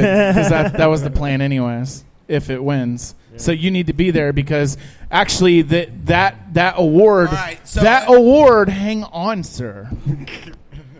He's always talking over me. So I want to explain some things. Okay. So like the award for Concert of the Year, that is a double award. That is going to go to the headliner and the promoter. Oh, I see what you did there. I like that. Dope. I like that. And then Interview of the Year. Wait. Someone's going to acknowledge promoters? I know. That's insane. Yeah. And then The correct title we're is acknowledging fuckboys. photographers, videographers, producers No, as well. I know. But and then the Interview of the Year is need to also be going to be the here same thing. It's going to more go often. to the interviewer going on. and the interviewee. So Kolchak. if a national act interview wins, for instance, like, oh, that's another one. You're nominated for Interview of the Year too, I believe. So that's 5. So, but for instance, if Twisted wins, we're gonna have to figure out a way. We'll just have to send it to their label. We'll just ship it to their label. Just mail it to and Fago.com. hope that they're happy enough to make a post. Two of my street team members are nominated. Can I? That's dope. I'm gonna help them. I'm gonna help them Shout accept them it. super supporter of the year. Yeah. So, You know, like I wanted to do something to where it was going to acknowledge the people that normally don't get acknowledged. Promoters normally don't get acknowledged. Photographers don't normally get acknowledged. Videographers, producers, like the local award shows that usually go on, they don't acknowledge these people. So I wanted to give them that acknowledgement. Are you doing anything September 14th, 15th, or 16th? September 14th? I have no idea. We'll talk about it off air. Yeah. I don't know. All right. About to go smoke some crack. We might, or I might have an extra ticket to something. Well, September 16th, that's that show I'm supposed to host, but I'm probably not going to. Which one? That one at Fubar. No, that's August. Oh, shit. Really? Yeah, that's like... yeah. That's like... I might still do it It's literally then. the day before I go to Denver. Yeah. Denver, huh? Denver. Yeah, he's doing a show in Denver. But, yeah, so Frost is like... Are we gonna write that down? Because every record I get, we taking it or whatever. So most nominations, write it down. Write it down. Those nominations. And tell every local rapper that doesn't like me that I'm nominated. I got some hate over those awards already too. Hey, you man. guys, People you guys remember mad Owen they didn't Hart? get He'd nominated. always walk around with them slammies. Yeah. You gotta walk around with the awards and be like, oh yeah, hate on that. I'm not a nugget. Hate on the plaque, bro. That's right. If I get my award, I'll just always have it in my back pocket. Oh yeah. So we got Kolchak. He's nominated for Best New Artist. And I guess I was on Frost Night. You was, so come was on accept Frost, that. But you're not getting an actual I award don't if it care. wins.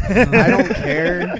I was But you can a still part of claim it. Yeah, I'm you can still claiming claim it. He's Frost Night alumni for sure. That was a hell of a bill. That was. But yeah, it's gonna be a good time. So like you guys, if you want to vote, you can still vote. Voting is open until Halloween. Where do you vote at? You can go to agitatetheairwaves.com/ATA-awards. Agitatetheairwaves.gov. You good, Mike? They just ain't gonna let you drink. Calm. See, my ID is got you, Mike. expired, but I carry my passport with me just in case. Oh. There you go. I don't have my wallet. I haven't had my wallet for 24 hours. It's weird. Oh wow. Yeah.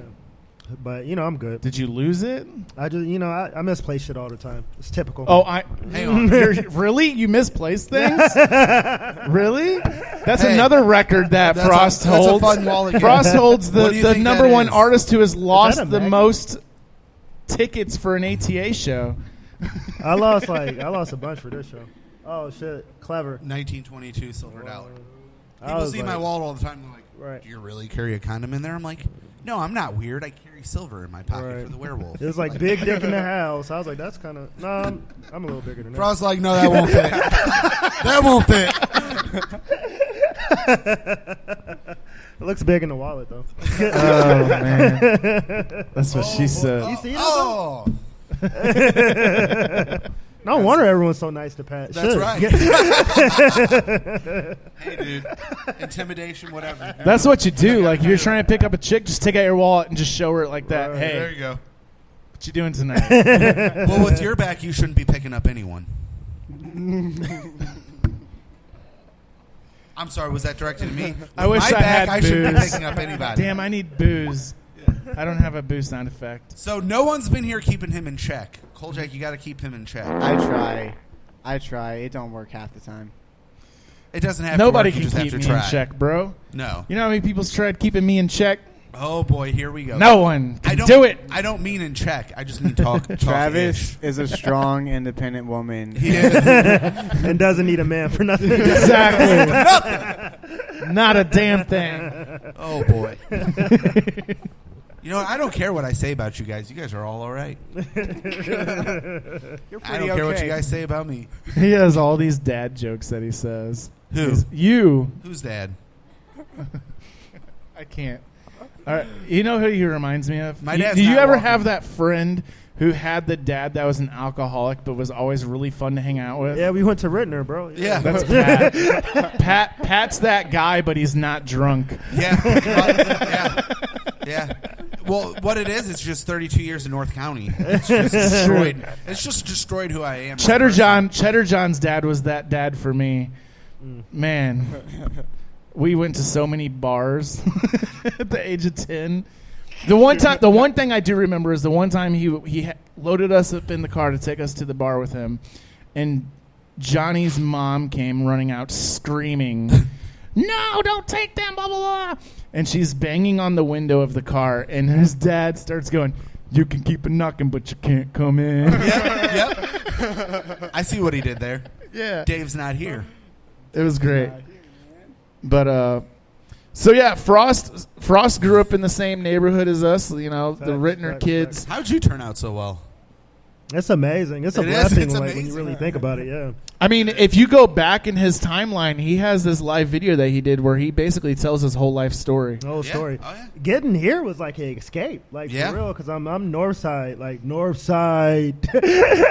not county, like North St. Louis type shit. Then I came out here, and this is better. Still ratchet, but better. Yeah, you know what I'm saying? And then I ended up all the way in St. Peter's on some Fresh Prince shit or whatever. Like, I did a lot of moving around. That's awesome, though. Yeah, it all turned out because good. you went through a lot of stuff as a kid. Oh, yeah, for sure. A lot of stuff that could be made into, like, a coming-of-age movie. Yeah. Like, I'm trying. Not Lifetime, but maybe. No, it wouldn't be Lifetime. This would be like Hallmark. It's like the Tupac movie mixed like with The Blind Side. Yeah, this Purple would definitely Rain. This would definitely be. That's pretty much my life. Yeah, like this would definitely be a made for MTV movie back whenever they did those movies. Joe's Apartment. I love that movie. Yeah, but like a real movie. Yeah. Yeah. Yeah. Yeah. Yeah. Yeah, man. Yeah. Yeah, man. So basically what we're getting at is Frost has been through a lot of shit, and he's still a good human being. Yeah, exactly. So anyone who's a shitty human being and blames their one upcoming, thing happened to him in their life, their upbringing, fuck off. No. Yeah, anyone who's a shitty person and blames their upbringing is an idiot. Yeah. Because you control who you become. Yeah. That's what it comes down to. Facts. And also, random thing relevant to my life: mental illness is not a reason to excuse toxic, shitty behavior. I agree. Yeah. It's very You're true. responsible for your own actions, and that's what it comes down to. Like, and you can't control. You might not be able to control your thoughts and how you feel and stuff. You can control but your you can actions. control your Exactly. actions Most of the time. unless you're like split personality type thing, like They're out the there. movie They Split. out there. Yeah. When the monster comes out, that shit was weird. Have you seen that? No. Or the what was the sequel? Was it Glass. Glass. That Was shit it was Unbreakable? creepy, Unbreakable bro. Glass. Or Yeah. was it Glass? It was it's Split, Unbreakable. then It was Glass. Unbreakable. Unbreakable, then Split, then So Glass. I've seen the first two. I've not seen Glass yet. Glass is actually really good. They sum everything up. Well, I mean, the other two are really good. I imagine it would be. I watched Unbreakable like years ago, and I just had no idea what was going on. And it was like a year after Split came out. But that like since you haven't seen it, Split is basically about this dude. It's John McEnroe, and he plays this dude who has a split personality. Like it's like he has like 20 different personalities. That's crazy. And one of them is a serial killer. Of course. Monster serial killer guy. And he actually changes physical form when he turns into this guy. Like he becomes like bigger and buffer and shit and crazy and nuts and yeah. Crazy. But then he also plays like this young, what is he, like 10? Yeah. A 10-year-old kid? Yeah. Who's also kind of fucked up in the head. Yeah. But he's like innocent fucked up in the head. He hadn't found meth yet. Yeah, he hasn't came to North County yet. Exactly. Come get your meth. That's right. So who's you got J Money and Mike Evans tonight, right? J Money's my DJ, and Retro wants to use my DJ because he's always, Retro's trying to extra. be like, yeah. But so we got I got J Money for my DJ, and we got Mike Evans as the main DJ and host. He's Nice. DJing and hosting or Nice. whatever, so it should be fun. He's a good dude. Yeah, great guy. Very good much dude. love to Mike Evans. He's Real actually going to DJ for his headliner He coming fits up yeah, next month. He fits the vibe. And he's very diverse, you know what I'm saying? Definitely. Mike's, Mike's in the pocket. Quality DJ. Oh, yeah, like, for real. No bullshit For real. or whatever. So He's one of your higher end DJs price wise, but he's also gonna. He He'll goes give all you- out. He like he's done several shows here for me.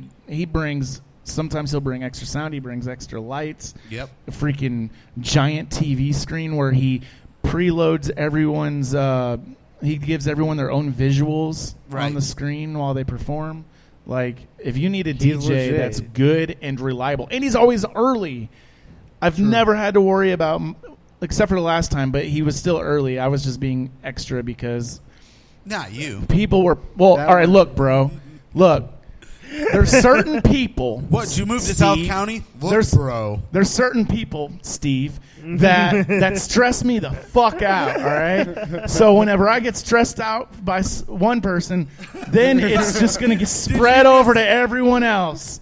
Everyone else is getting my stress as well. That's a true professional. He almost Who said was the the name most again. stressful out of all the who's headliners you most had here? What? Who's the most stressful out of the headliners you've had here? It's going to be me. I'll make No. sure of it. I'm sorry, but it was probably Frost. And the only reason is because there were a lot of changes day of. Right. And that's really probably the only thing. Like, I'm the type of person, like, when it comes to shows, I plan shit. You know, when I book shows, I plan them way ahead. aware. Like, because I don't want to. I don't want to have to worry about shit day of. But that's really the only reason. Other than that. Probably the other most stressful one would be 8-6. Yeah, shit. Yeah. And it's because they're like Bones likes to show up like 10 minutes before he goes on. Does he? Sometimes. I just thought he was takes here. naps and no one wakes him up. Oh, okay. Woo. He took a nap once. Like, one time I had him booked here. I don't remember what it was for. And I'm like, where are you? Where are you? Where are you? And then he shows up like 10 minutes before they go, and he's like, I've took a nap, and no one woke me up. Hey, I feel him, though. Sometimes you just got to take a nap. I feel it. But, yeah, it really hasn't really been that bad here. Like, yeah, I've really never really had like a really, really, really stressful show besides like I know which one was the most stressful show I've ever done here. It was that EDM rap show because I had 4 DJs booked to do EDM sets and Mike Evans was the only one that showed up. I was there. Wow. I was there for that. Yeah. Then it's not me. Then it's not on me. That was probably the worst one. That was the most stressful show I had. Mike it really Evans wasn't that still, stressful because Mike took a lot of the stress off my shoulders. He still made an EDM show at some point. Oh yeah, like, he did. He basically took over everyone else's set. Right. He did the thing. Like a boss. Like a boss. That was with like Shy Songwriter. Yeah. Fucking. He'll be back for the Halloween show. That's like a real thing. That's a real thing. Yes, he's a real person. He's a rapper from Chicago. He's a rapper from Chicago. It was his show, that EDM rap show. Okay. That was his tour. Yeah. It was his concept. Yeah. It just didn't work. Now I was like, well, since that flopped, I was like, come back and you can be on the Halloween good. show. When me and Retro were going live, you said something about it, Yeah. and me and Retro were going back and forth about it, and Retro was like, Shy the songwriter, and you had it like all together. That's how it is. It's Shy songwriter. And Retro made like some weird joke about it. It's because Retro's an asshole. Retro said all right? something racist. I was like, bro, that's racist as fuck. He's like, it's that's about a Asians. Japanese Yeah. name. I was like, nigga, no.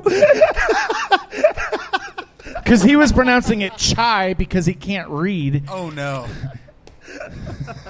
Oh, come on, man. What? It's not his fault he can't read. He went to Hazelwood. Oh, okay. That makes sense.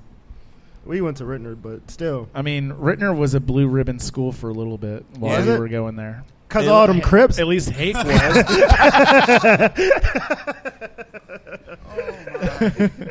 Yeah, we Hake all was had a blue blue ribbon ribbons. school. I know that. The high school was never a blue ribbon school. But No, I don't know if that's true or not. I mean, maybe back in the 70s or some shit. I don't know. I know they still have their accreditation. Yeah, well, yeah, they're putting so much fucking money in the school. Here's another thing I don't understand. All right, look. For a community that's so broke, how? lottery tickets, bro. Yep. That's how they're paying for all Yep. that. I forgot lottery tickets go to the schools. That's right. Yeah, that's how they built that big. If you have a have gambling you been to the high school recently? No, it's been. If you have They a have gambling a problem, buy giant tickets. media Don't go to the center. boat. Like I know they have- added like a building, right? Yeah, Like that is arts where. media studio. Yeah, Dude. it's a huge stage. Like we could do shows there. I would love Say, to are you going to perform try This to book shit a is Rittner alumni huge. show Like there? this is this room. Like Hey, this did you room hear me? would hold more people than the big side of Pops. Can you do that? Can you book Three an alumni balconies, show there, bro, or That's- 2 balconies? That's ridiculous. That's crazy. It's for their orchestra concerts. Can you do and that? shit. What? Book an alumni show? Have you reached out to Rittner Rittner? would probably not let me do that. You don't think so? Rittner doesn't respond to my emails. I emailed them once asking them if they could get me because I lost my varsity letter. Yeah. And I hit Mr. Nolan up. He's retired. Well, this was before he retired. Oh. Asking if I could get a new one, and he responded, "Yeah, send me your address," and I never got it. Scrubs. Man. Fucking Jerry Nolan. He was like, "Get the fuck out of here." And you know, most of the principals at Rittner didn't like me. I don't know if any of them are still there. I know Miss Nichols, isn't she on the board? I was cool with Miss Nichols. She hated me. We were good. She hated yeah, me. we had, She we didn't had like me fun. because of my brother. Oh, word. I don't Because even he know got who in a Miss lot of Nichols trouble. is. She was the principal. Miss Nickens? Miss Nickens, that's it. There you go. Miss It's all- Nickens. it's all No, the see, same. that's how I much know I give her. a shit about her. I'm pretty sure she's on the board. I'm I sorry, think she Miss is. I think she's a superintendent, actually. Yeah. Really? I think she is. So that's another reason why she'd be like, "Your last name's Corley? Fuck you." That's what she would say. I don't know. It's worth a shot. You're talking about like bringing in like 8-6 family. I don't know if they'd be okay. I don't even know if they'd allow you to be there. I could pull it off. As You- crazy a as it sounds, I PG could pull it I off. don't think Yeah. I don't think got Bones it. went to Rittner. So No, he's a Hazelwood guy too. it would be you, and then we'd have to get some Maestro of the older Frio bands went to there. reunite. Yeah. We could hit up Church Key. Fuck Church Key. No. No. Yeah. The problem is getting those bands back together because most of them hate each other. What was that one band that what's his name was in that got signed? Oh yeah. The Contradictions. No. That's an interesting name. Oh, 67 North. No, Joseph Hamilton. So they say we're doing a reunion show. Yeah. Or wasn't the other one? Wasn't there Say Goodbye too? Didn't they get signed? Yeah. Yeah, back in the early 2000s, man, the local scene was popping. Like there was a lot of activity and people getting signed to deals and shit. Does There's some talent around this motherfucker for sure. Anybody remember Building Rome? That was like my favorite fucking local band. I swear to God. Well, Letter Kills. I don't think they're from Rittner though. They So weren't what Rittner. we're gonna do is, if they don't allow us to do it, we're just gonna set up in the parking lot and let him do his normal set. Are we? Frost's gonna be out there with his blow up dolls and booby balloons. I will not be there. I'm finally cool with St. John. I'll be there. I didn't go Rittner's to one school thing. there. Let me tell you about. Well, where Rittner is taken care of by St. Anne now. Really? Yeah, it's St. Anne Police that handles Rittner now. Right, but it's a still in contract St. John. basis, bro. That's true. Yeah. Because St. Anne also takes care of Charlac. Yes, I did know that. I know the Yes. school cop. Because Rittner technically is not in a municipality. It is considered St. Louis. They are their own. They have their own township. They're unincorporated. Really? Yeah. So that's how they can get Interesting. away with rotating the police stations representing the school. Because when we went there, it was Breckenridge that were Breckenridge the and police St. for it. John. And now it's St. Anne. Who is it? Rackers and Wright. Yeah, Rackers is who signed And my Alderman. paperwork for me to join the Army. Yep. He was my referral. Word. Because they needed someone. So to get into the military, you have to have someone be your reference, but it has to be someone of like high standing. So they had Rackers do it because he knew who I was. Nice. Because I got in trouble a lot. What did you get in trouble for? Mostly fighting. I was fighting a lot. That was like the thing to do. Like, Yeah. fighting was very the only normal year in I middle didn't school. get, like, from first grade to graduation of high school, the only year I did not get suspended from school for fighting was my senior year. And that's just because I got smart about it. Like, I got in a fight, but just wasn't there was at that school. gangster shit. Yeah. Like, the dude was fucking with me for a long time on the bus, and then one day I got off, and he's standing there by the wall right there at the corner, and I hit him twice. His glasses fell off. And then T.J. Bradshaw walked up behind me, stepped on his glasses, and said, "Nothing happened." And no one said anything to me about it. It was great. Fucking TJ. That's when TJ first got into partying and stuff. Like, he was hardcore in our senior year.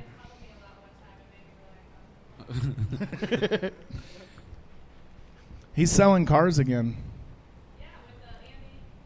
Nope. No, he's at a different location.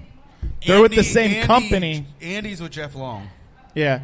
They're with the same company, but different locations. Yes. Because TJ's at Auto Stop, and they're at Motor City. TJ was on my softball team this year. Really? And your boy Ryan Teal. No, that crazy motherfucker. Yep. But yeah, again though, tonight at Saturday. tonight at Pops. Come out and see Pops.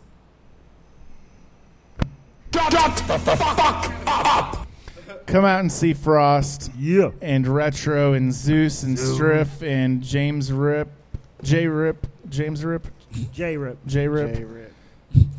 I'm going off of his Facebook name. That's why. There you go. Facebook be hating. J Rip and E.T. Alex, Yurdy G. Yeah, Page Dale Zoe. And Page Dale Zoe. The winner. Where's he from? Motherfucking He's from Page Dale. Bro, let me tell y'all about Page Dale Zoe.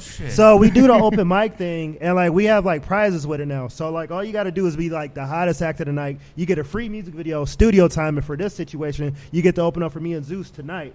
This kid, he came and he fucking took it. He killed it. But it was some gangster ass young man music like a motherfucker. I almost took my shirt off. Like, I was feeling it. I was like, nigga. Like, these fools was with the shits, man. Shout out to Page Dale Zoe. Now, I do want to make a mention because I saw the live video of it last night. Because I wasn't there, but I saw the live video of Lil Robbie and Brandon with their new They did song. good. They were in the top three. They were in the top three.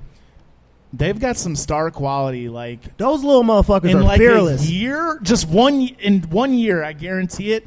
They can be at a level of probably like having a headliner at Pops. They have potential to go viral. That's yes, the good thing. yes, Exactly. They've got the stage presence for sure. Instantly. There's no nervousness in them. Not like at you can see it in Lil Robbie a little bit at first, but once he gets going, it's gone. He's gone. Yeah.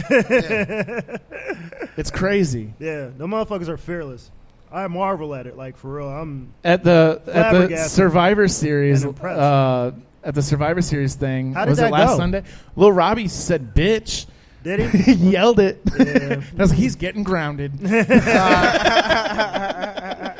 fucked up. My bartender was talking about him last night at Oz, and she's like, "Yeah, everyone's been real nice except for the little kid." He's like, "Water, water." Oh man, keep him away from Steve. Don't let him learn from him. Oh no. Hey, man, he's a superstar. You better recognize. You better put that water in a dirty glass too, because he's tough. Oh man, that's great. But yeah, again, come out tonight. Tickets are $10 in advance. Hit up any of the openers, or actually not even openers. I'm used to saying openers. Hit up anyone on the bill, except for Preferably me. Page Dale Zoe, right? You don't have tickets. I'm gonna give him a few. I'm Okay. gonna give him a few. So, or hit up Page Dale Zoe, but preferably Frost. Yeah, get your tickets because from me. Fuck Retro. Let Retro lose. He talks too much shit, man. He Like, didn't was show talking up. so much shit on live the other day. Talking mad shit because he gets his feelings hurt because here's the problem, all right? He gets lightheaded very easily. You know why? Why?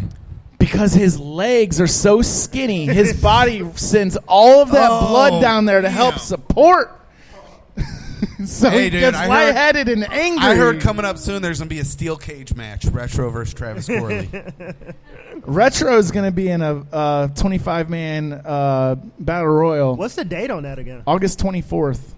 I think I just need to give my spot for that to Travis. To just No, let man, Retro, no. I'm let disabled. I Retro can't have do it. Travis in the ring. I get disability. The VA Yeah, finds you out can't about do that shit. that. I'm fucked. But if I'm in town, I might do it for you. Bet. No, he's doing it. I'll dress up like a slice of pizza. No, you're not getting out of this. Sorry, dude. Bet. But My yeah, mom's so salty. again, make sure you guys come out tonight. Here's the rule with battle royals, all right?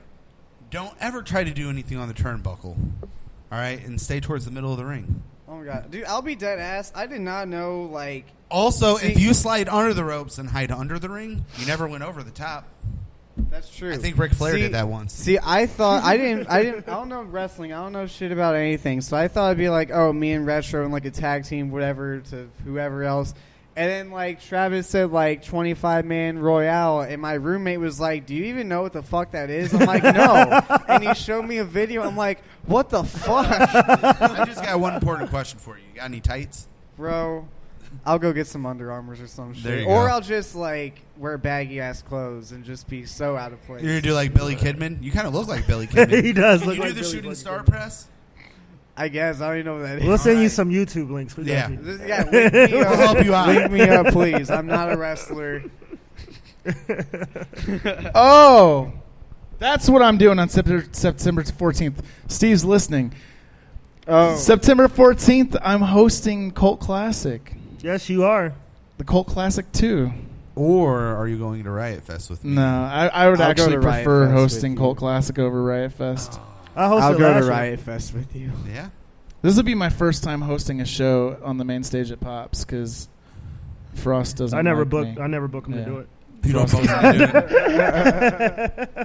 it. He doesn't like me, man. Never book him to do Wait. it. So the dude you've been giving shit this whole time booked you to host his headline? Yeah, it's the relationship we And have. your boy's like, I ain't doing that shit. It's the relationship me and Steve have, man. Okay. Nah, Steve's a good dude. I like to mess with him, but he's a Oh, good yeah. guy. He looks Hey, out for me Steve, all the shout time. out. Steve, bro. you're listening. Can you finally afford the whole bag? Actually, I think he I know, says he whole can. bag. Good. The bag of what? I don't know. Let's say it depends on what you're selling it for. Yeah. That What- Louis what's in V. it? Well, I misunderstood the lyric. It's he couldn't afford to hold back. Oh.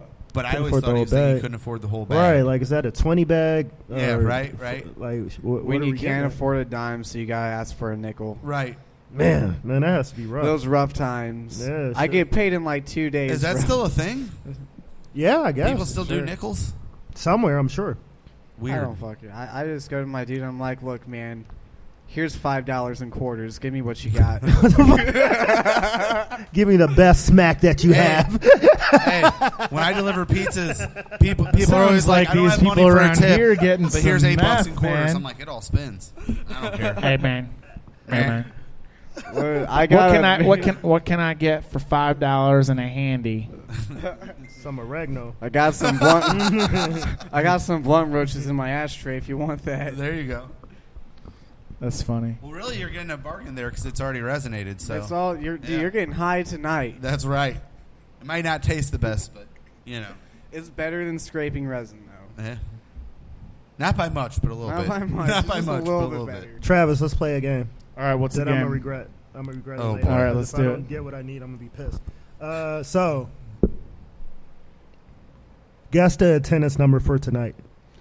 The attendance number for tonight, I'm gonna say 320. I like 320. That's kind of where I'm at. Cause like I want 400 because that's my goal. But what I did with Frost Night was 294. So I was like, this bill is, it's a little bit different. So I'm like, we should be able to raise it because we got a lot of headliners. Right. But 4 is a reach for local hip hop. But if we hit 4, that'd be 320 is a good number. I wish he didn't say 320 because that's probably what I was gonna say. 340. There you go. But what's the game? If I hit 400, I'm going to ape shit. If I beat 294, I could walk around and saying every headliner I did this year, I broke a attendance record. Right. You know what I'm saying? So Yeah. worst comes to worst, I need to crack that 294, but I really want 400 or whatever just to compete with the rock shows. You know what really motivated me for this? I went to the damn Discrepancy show last September. I had to leave early because, something happened. Yeah. But I came, I was like, what the fuck? Like, it was packed in that bitch. And I was like, why can't local hip-hop do this? I was like, shit, we finna try. Here's the thing, and here's one of the things with it, though. All right, think about this. You got 5 bands on a bill, right? Yeah. Average band has 4 members. Yeah. So that's 20 people out there selling tickets. Easy work, yeah. It's unfair to even really compare them to us, like, for real. Yeah. But numbers-wise, I'm coming. You know what I'm saying? That's just, if I don't get it this time, I'm going to get it next time. Like, we swinging. And like, I think for that ass, another for sure. issue with the hip-hop scene, too, is they don't support each other. They don't support each other. Yeah. And a lot of them do way too many shows. That's why I'm doing the way I'm doing. Like, if you look at the shows I have coming up, 90% of the people on them I've never booked before. Hell yeah. Because I'm trying to spread it out. I'm not trying to book the same people every time. And then they go off and do a show a week before the show they're supposed to do with They me. do it I'm all like, the what time. the fuck And are it be you the most doing, bro? Random butt fuck shows. Like, bro, why Right. did you go do that show? Like, what the fuck? It was in Right. somebody's basement. Or whatever. Don't spread yourself too thin. Yeah. That's the main thing. You gotta. I mean, spread it out. don't get me wrong. I think basement shows are pretty awesome too. I love them. If Yeah, they're done yeah. right. Prioritize. Yeah. Like you've got to. I mean, in best case scenario, like don't do a show more than once a month. Yeah, true. If it's not your first 6 months on the scene. Yeah. If it's your first 6 months on the scene, Go ape shit. Go ape shit. Yeah, do as whatever many as you you gotta can. do. Yeah. Because you just need to get in front of people. Yeah. But after the first 6 months, draw it down. Draw it back. Yeah. Once you could accumulate more than 30 people to your show, it's time to start moving a little bit more strategic. Yeah. Because you can wear them out. And I've seen it happen a million times. Like, people are not going to be excited to see you at the same spot right every couple of weeks. They're not going to be excited to see the same spot every couple of weeks. Another thing, they're not going to be excited to see you do the same set over and over and over again. Exactly. That's another thing. Like, switch it up. Like, don't do the same songs every show. Don't do the same order every show. At least switch up the order. You know what I'm saying? Yeah. See, I tried doing that with my sets where, like, on all these shows, I would, like, cater to, like, whatever show I was on. Like, for Devmo, I'm like, okay, I'm going to make that a more, like, chilled, sad set. On Tease Inc., I'm just going to make it you're one of those raging. people. You're one of those people, and he's one of those people where you have a wide range of so we can different levels of your music. sure. Like, you've got the more calm shit, and then you've got the ape shit. So like you can switch it around according to who you're with. It's cool as fuck having those options, and like for different shows, you can be like, well, what would be like receptive better, or like Right. what would be more fun to do. A little thing you might not know about Frost.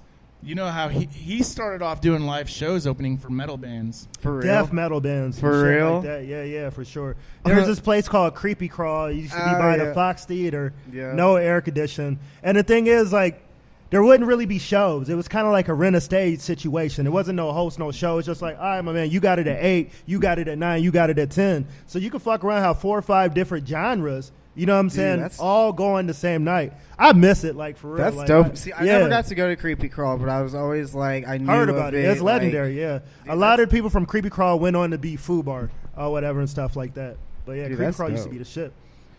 Yeah, but yeah, man. Like I think the scene, there's starting to be a little bit of a turn. Yeah. I think people are starting to it's starting to click in their head. It's getting like, better, yeah. We need to support each other if we want to get support from other people. Because look, the fans see it too.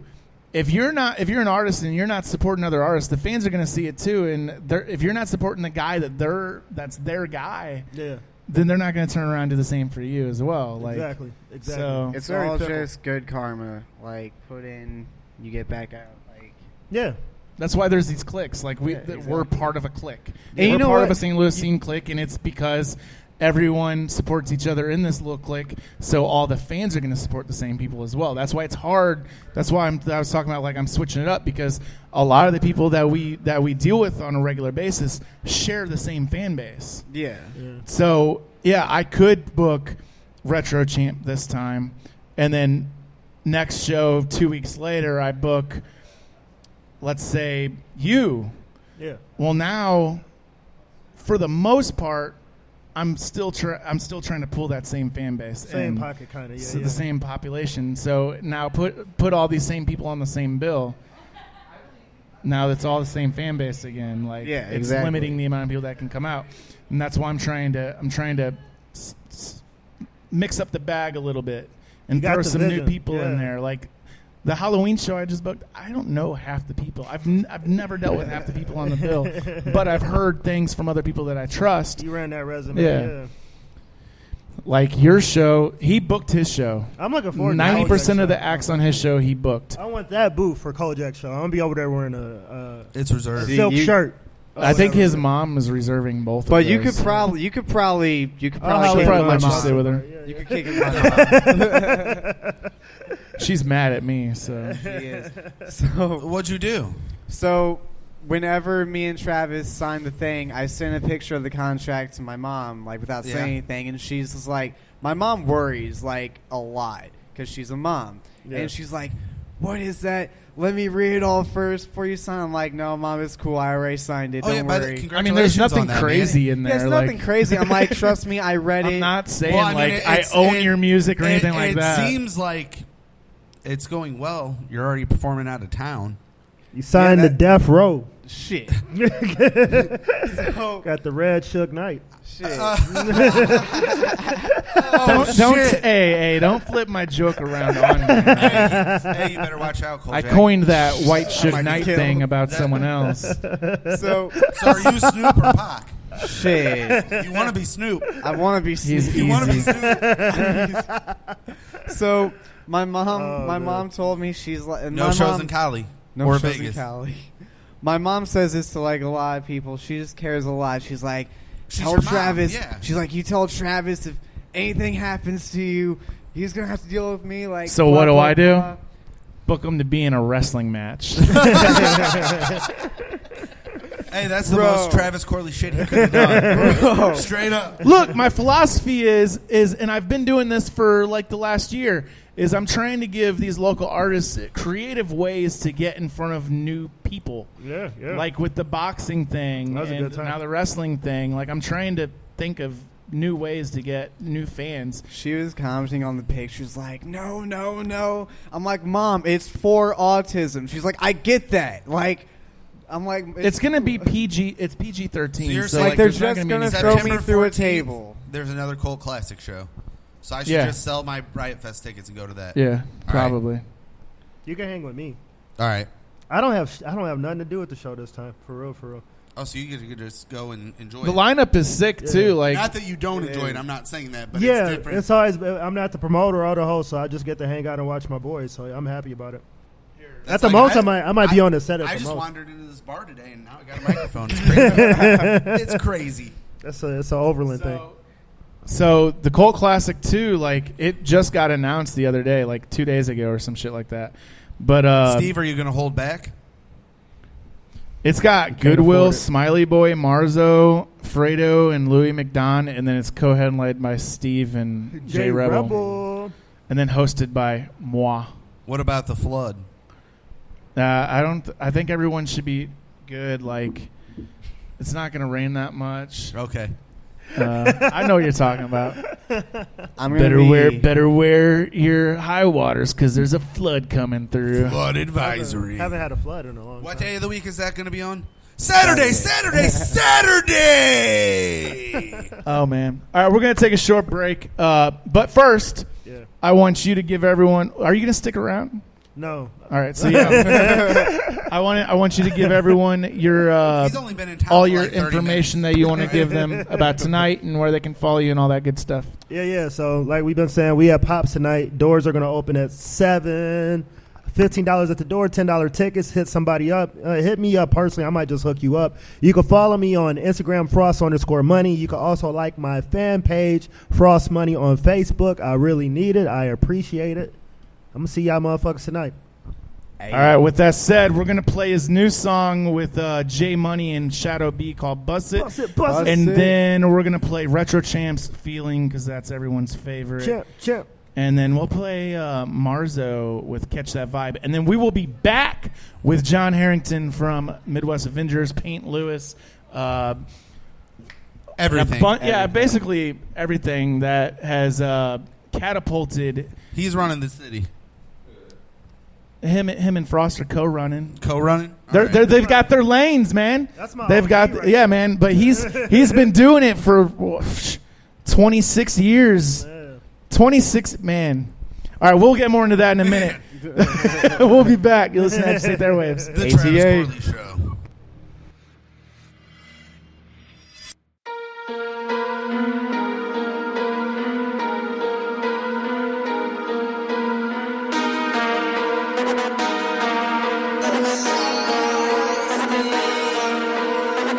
Where they at though? Where they at though? I'm trying to spend some money. Where they at though? Where they at though? Where they at though? I'm trying to spend some money. Where they at though? Bust it open like you tryna pay your life bill. Bust it open cause I'm tryna make it real. Bust it open like you tryna pay the rent. Bust it open like you tryna get the deal. Riding in the whip and I got that bitch swerving. If she throw that ass, I'ma catch it, Michael Irvin. Ain't tricking if you got it and I got it, that's for certain. Once they see the money, all the bitches got the twerking. These haters think they cock blocking. I'm doing all this bottle popping. These hoes out here turbo thotting, booty clapping like it's slap boxing. Booty softer than some pillow cotton. Reverse cowgirl to get it popping. Rebound her ass like Dennis Rodman. She squirting like a water fountain. Word around town that you a little freak. Yes, I don't buy no pussy. Can a nigga get a lease? You a beauty with a booty and I'm the fucking freak who skeeted on them cheeks. Ooh, what a masterpiece. Ooh, booty so fat these hoes is hating. I drown in the pussy when name is Jason. I'm outside, girl, don't keep me waiting. I dash to the pussy like Walter Payton. I smash harder, wetter than water, cut like a barber. Dicks what I offer. Got that hand up in my cup. I'm stroking that pussy like Clarence Carter. Bust it open like you tryna pay your life bill. Bust it open cause I'm tryna make it real. Bust it open like you tryna pay the rent. Bust it open like you tryna get the deal. Shawty in the club shaking ass for a nigga. Can you make that booty bang bang like a trigger? Bow, bow, bow, bow. Bust that pussy open. I'ma act a ass by the way that I'ma get the stroking. Yeah, I said bust it wide open. Don't hide it, let me see. If you're looking for a big dick, daddy, let me be it. Get the freaking, it's the weekend. Ain't no creeping, bitch. We grown. Don't need no reason to the season. Go and get your thotty on. That booty, shawty, go for what you know. I love the way your booty do. Now drop it, make it roll. Go and make it wiggles. You the baddest in your time. I'm only here for the night. You try to slide and booty me down. Left cheek, right cheek, throw it in an oval. I might have to shoot my shot just like I'm riding in a robo. Pull this close and leave them clubs, but bring the ass in. Titties out. You are now rocking with the nastiest. Who did it? Bust it open like you tryna pay your life bill. Bust it open cause I'm tryna make it real. Bust it open like you tryna pay the rent. Bust it open like you tryna get the deal. Bust it open, watch her go in like it's curfew. Gon' bust it like your rent past due. Bust it open, watch her go in like it's curfew. Bust it open like your rent past due. Oh, you do it for dollars, it ain't no problem, I got them. Just play with my kids, with your mouth and then swallow. Yeah, Frost got that bag and I'ma double it up. If you shaking that ass and let us bump up, I got a bundle with hundreds and it can fill Mack trucks. I'ma throw you a Giannis, I'm talking real big bucks. Little bitty bitch, you the coldest, you got a nigga so focused. That little pussy ferocious, it got me throwing dollars out like an eviction notice. Yeah, the kid got ample though, so gon' bust it open, flash that pussy, show your camel toe. That pussy pink is nouveau, open up like Tudo. I eat it like a cantaloupe and cash you all like ransom notes. Bust it open like you tryna pay your life bill. Bust it open cause I'm I'm tryna make it different. Bust it open like you tryna pay the rent. Bust it open. Bust it open like you tryna get the debt. Bust it open. Hold up. I'm walking up in here, man. What you mean, hold up? Hey, man, my gal in there, man. Let me in this club. Coming wrong, man. You gotta wait till the smoke drop and the panties drop, bro. Panties drop? Let me check What you mean, man? Hey, Blade, get your rough hands off of me. What is you doing?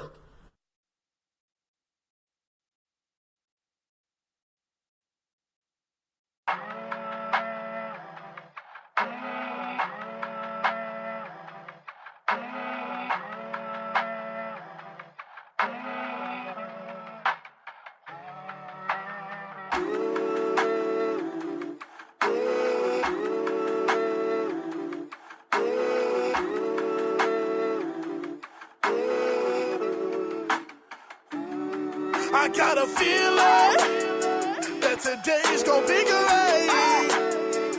Yeah, and that nothing negative is gonna stand in my way. Yeah, I got a feeling today's gonna be great. Yeah, shake them haters off, scream fuck them all and let the song replay. First of all, I'm feeling good. This is different than before. Losing pounds off my body, writing music from my soul. Working overtime every day, man, my dream became my goal. This that track you gon' keep playing anytime you on the road. Woke up with a smile on my face, knowing that I'm winning and I'm alive. Shift gears on a hater real quick, nobody can stop my drive. Eclipse ass niggas tryna pop my life, but when they pass, I still shine. Mom wasn't in pain today, and work went just really fine. Staying positive on this bumpy road every day is a challenge. Still moving with my family, and all of them got talent. So I guess what I'm trying to tell you, you can keep your life balanced. If you keep a clear head, real ones around you, show love, watch what happens. I got a feeling that today's gonna be great. Yeah, and that nothing negative is gonna stand in my way.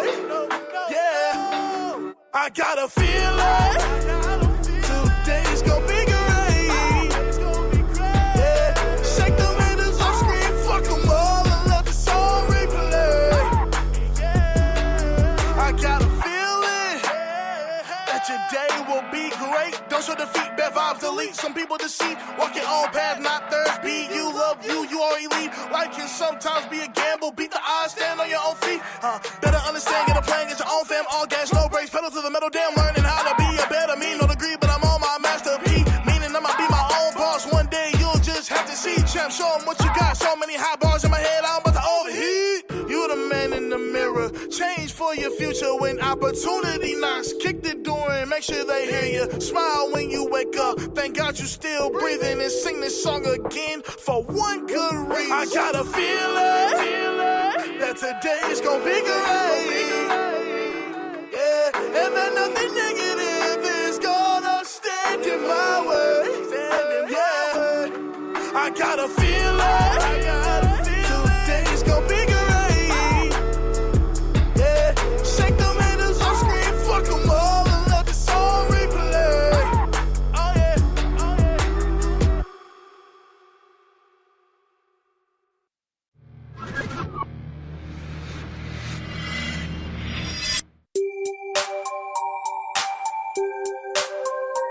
Okay.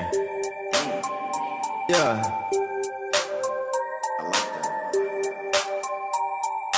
This shit gonna be hard. Yeah. Keep the shit low key. Let it stack and proceed. I'm a different breed, and it ain't no stopping me when I catch that vibe.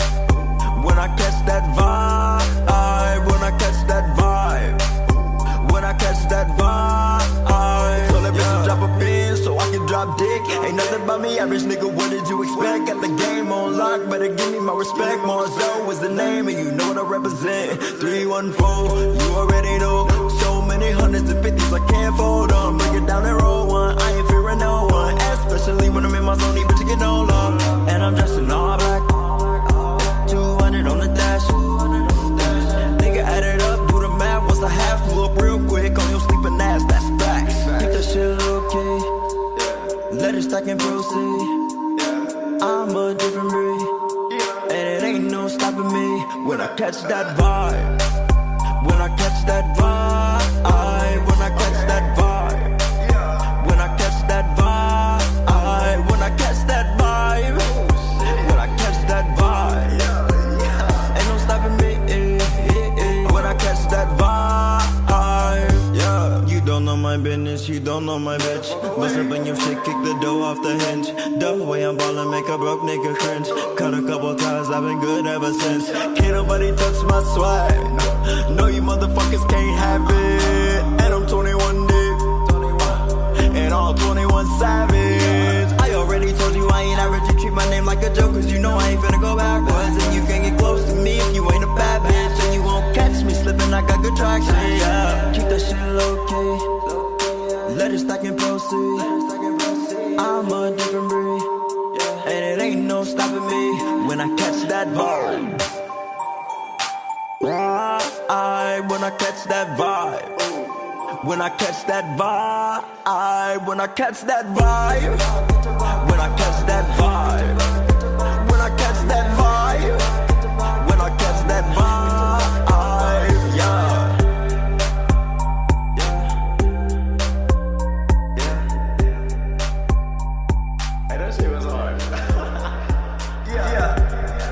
Welcome back to Agitate the Airwaves, live from Sonny's Bar here in Overland at 9728 Lackland Road. That last song was Catch That Vibe by Marzo. That was produced by Z Major, who you can check out. What show do I have him on? The Preach one. Yeah, he's on the Preaching. Dude, I have so much. I got too much stuff going on, man. I've got shows booked. I'm hosting bunch of stuff. Busy people. But yeah, you can check out here. Marzo. You can check him out on September 14th at Cult Classic 2. Yep. Cole Jack, when's your show? Shit, I'm on the Puppet Show. Yep. No. When's the headliner? Well, listen. Shit. He's on the Puppet Show on August 31st. I'm on the Puppet Show on August September 21st is his else. headliner here. All right. So, yeah. So tonight. What day of the week is that on? That's a Saturday. Saturday. God damn it. I see what you were doing. But, yeah, we've got a lot of stuff coming up. So I'm going to give a little quick rundown real quick. So tonight, again, is the Kings of Summer with Ross Money and Zeus and Retro and and Striff. Facebook's pissing me off. I think Retro should change his name to Metro Champ and just always hang out at the Metro Link. Whoa. I agree. So then next weekend is Floor Fest 4 at the Afton Elks Lodge. I'll be hosting that as well. And then I'll be hosting a show on August 16th, which is Nick Jordan at Foo Bar. Then August 17th, Cole Jack is going to be in Denver, opening up for Zeus. Nice. August 31st is Puppet the Psycho Dwarf here at Sonny's Bar, along with Will O'Donnell, Jonathan May, Nicholas Kuvar, and myself. And then we'll have music by Tyler Keast, Z Major, Fredo, Cole Jack YSD, That Place is Haunted, Desi Dez, and ATM Scooter. ATM Scooter. And I think my house is haunted. And then just announced on September 7th here at Sonny's will be Twistello. I'm so fucking excited to see Twistello again. If you are a local, and that will be hosted by so-and-so as well. Special guests are to be determined and to be announced. So if you want to get on the show, hit up Frost Money, or you can find him as Billy Ratliff. Hey, Jen. Hit him up and he can get you on that How show. are you? And then September 21st is Cole Jack's show here at Sonny's. October 26th is our ATA Halloween Bash. Hey, can November I come to 9th that? is Pete Rillo and Preach. And then December 7th is the first annual ATA Awards. Busy people. What about the November show? November 9th, Pete Rillo and No, Preach. the other November show. There's something else that happens in November. What you talking about, Willis? What am I talking about? What else happens in... Oh, I don't... talk to him. He's supposed to be arranging all that. Oh, okay. Never mind. I know you're talking about my the roast, right? Yes. Yeah, that's for the day, still in the planning for process. Right? November. That's Yeah. the month you're brought End of into this November. world, right? It'll be the end of November. Yeah. We got to keep it going. I know we gotta plan it. Sorry, you have to keep it going. I'm not I doing do shit nothing. for it. I'm just showing up. That's Frost. Frost is the promoter for Frost. that. What's going on for his birthday? Thought we were gonna do the He roast. said you were in charge. We moved it here, but we need it to get booked. I need roasters. be the roast master? You want to roast me? You want to roast me, John? That's Hey, okay. dude, I'll help you out. We can collab. Yeah.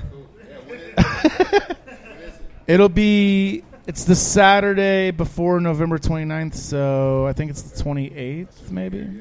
What day of the week will that be? It's gonna be a Saturday. Saturday.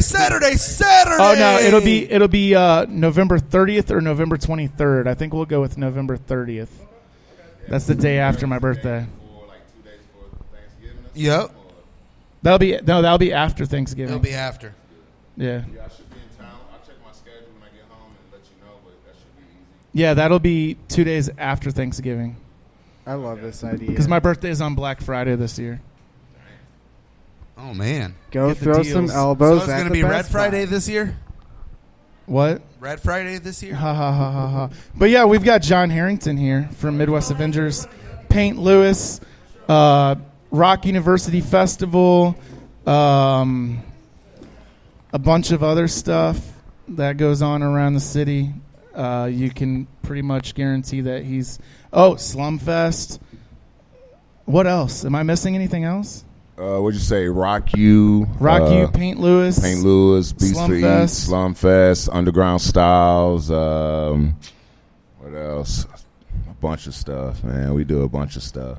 And a lot of it's low key. Like a lot of people don't even know that you're involved with that stuff. That's but the point. Yeah. It ain't about me. Exactly. You know what I'm saying? It's about the artists. It's about St. Louis. It's about the music scene. I'd rather people not even know I got anything to do with any of it, really. I mean, you know, I'm good. I've been in Midwest Avengers, this our 27th year. I toured around the world. I've done everything you could possibly do. So I don't need attention, really. Right. You know, and plus I just sit back. It's good to sit back and relax and watch everybody approach my brother so-and-so. I mean, you know what I'm saying? Like, you know, because that's funny because, like, a lot of people be like, yeah, man, I don't fuck with so-and-so like that, blah, blah, blah. I was like, you know, that's my little brother, right? Like, my real little brother. We got the same parents. I known him since he was born. So they don't think we're related at all. They just think we, like, partners and hang out and do that. But, nah, that's my one of my little brothers. You know what I'm saying? So, yeah, it's fun. It is what it is, you know. I got a different, just a completely different outlook on everything and vibe on everything, you know what I'm saying? Because I came up in the game 30 years ago. You know, I started in a punk rock band in '87 in U City called Pez. You know, I was a skater. I was probably one of the only black dudes that hung out on the hardcore metal scene, punk rock scene back in the 80s, and, you know, started getting into more stuff. I always grew up, you know, my family's like, you know, gang related and all that, and I kind of wanted to get away from that. You know, I got shot when I was 13, so I was like, this ain't for me. You know what I'm saying? I mean, like, I've been taught street game my whole life from my uncles, my dad, my cousins, you know, all that stuff. But I just felt like it wasn't for me, you know what I'm saying? I had some other stuff. Plus, first time I went to a hardcore show to see Fear. I think it was Fear, and I can't remember who else was there. It was some other punk rock hard stuff, and I was like, wait a minute, you can like punch motherfuckers in the head and slam into them and knock them down, and motherfuckers pick you up and it's all love and high fives. You know, I had a lot of anger when I was, you know, 15, 16, 17, 18, and, you know, moshing and skating and just that whole vibe of that culture, like, helped me cope with a lot of feelings, a lot of feeling like I don't fit in, feeling like racism. You know, coming from St. Louis, it's prevalent all the time, but it helped me see a diverse side of people. And admittedly, I was living in a bubble because everybody in my family was experiencing a lot of racism, experiencing a lot of trying to get up and do stuff. But because of who I was with, I wasn't experiencing a lot of that. I was, but I mean, like, I hung out with like sharp skinheads, like skinheads against racial prejudice. So they just as hardcore as the Nazi skinheads. It's just they believe in everybody and not being racist. So, you know, when people say, I don't know if you ever heard of High Point Cafe. Yeah. Or Red Sea. Actually, what's her name? She used to own it. Lisa Andrews. Yeah. She's done a couple of our comedy shows. I've been hearing that Lisa's doing comedy lately, and it's like hella funny to me because I've known Lisa for so long. Like, especially in my teenage years, I knew her. Hold on, let me see if I can fix this thing. How do you do this? That's another thing too. Being so old, man, it's hard to understand technology sometimes. You know what I'm saying? I like people forget, and especially when I'm shaved up. I'm 48, so people forget that. They're like, "Oh man, come out and kick it with me Thursday, Friday, Saturday, and Sunday." I'm like, "You get one night, bro. Nap. I can come out. I can come out Saturday or Friday. You pick a day, I'll come out and hang out with you, but I can't get down like I used to, you know what I'm saying? Like, a lot of the kids I work with, they like 22, 23. They go out drinking every night when we get off work and then back up every morning by 5 a.m. They're like, Big John, what happened to you? I was like, I went to sleep. Right. You know what I'm saying? Because we did like 8 shots and like 10 beers, and I need to go and recoup my body, you know what I'm saying? But back to the High Point stuff, back in the day, I say like, you know, late 80s, so 88, 89, 90, 91. This was before Midwest Avengers. We didn't start Midwest Avengers till 92. You know, we had to fight for it, man. Like, we go to Kennedy's, and it'd be a hardcore band there, and it'd be 30 Nazis in there. It'd be 30 Nazi skinheads in there. It's 10 of us. By the time it's too late, we in there, it's time to fight. You know what I'm saying? It didn't help that we were all into the same kind of girls, and the same kind of girls were into us. The girls didn't care whether they were Nazis or racist. They were their type of guys. They were, you know, hardcore punk rock metal guys, you know what I'm saying? And that's what they were attracted to. So just so happens my crew was diverse. We had Asians, we had Latinos, we had black people, we had, you know, white people. So it's like, imagine a bunch of black, Mexican, Asian, white skinheads running everywhere. You know what I'm saying? So, you know, they start that Heil Hitler throwing that HH up in 88 and all that, and it's time to bang. You know what I'm saying? And like later on, we realized that, you know, like a lot of kids was like, man, thank you guys for saving the scene, man. Thank you guys for, you know, they've been bullying us for years, and, you know, this is the first time anybody ever stood up to them. But I never really tripped off of them until like I realized, hey, these dudes just straight punching me in the face in the mosh pit. You know what I'm saying? Like, we was all just moshing, having a good time, enjoying ourselves, you know, and all of a sudden dude just like cocked somebody, and we was like, wait a minute. Then we started noticing, hold up, these fools got swastikas. Hold up, they got the red laces, they got the red suspenders. What's up? You know, they got the flights. What's up? And all of a sudden they hollering Hitler, and we like, well, damn, let's go. So, you know, they used to do all kind of crazy shit. Like, one of my favorite, like, probably last good fights was at a place called Rocket Bar. I don't know if you remember Rocket Bar. Jimmy Vivek from Firebird used to own it and be down there. And this was before Firebird and all that. But we were at, Rocket Bar one day. You know, I was giving out free cigarettes for Camel. I worked for Camel for like 15 years. Like, all the homies was in there. You know, Mike Powers, you know, Jim Honey, all them. Just everybody from the scene, you know, that was in there was like, you know, Sharps and, you know, Skinheads Against Racial Prejudice again. So you can look them up. It's a good organization and group movement, to be honest, too. So, you know, Nazi would come in and say, fuck you, nigger, and spit in my face.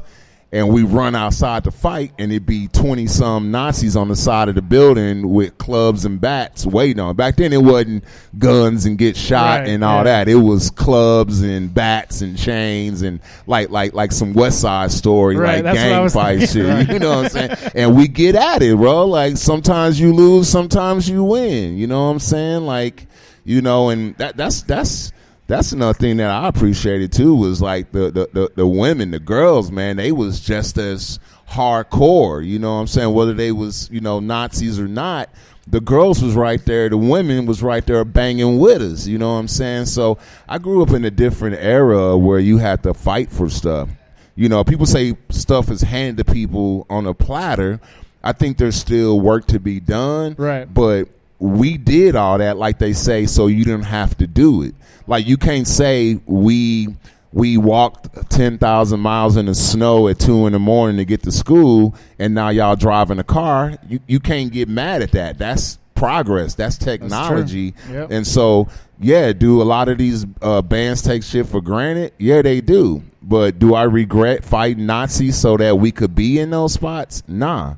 Like, you know what I'm saying? Like, just like Lisa Andrews, it wasn't like she was like, yeah, come to my spot if you Nazis. It's just they would just show up and, you know, fight. And sometimes they didn't even come in. They just showed up to fight.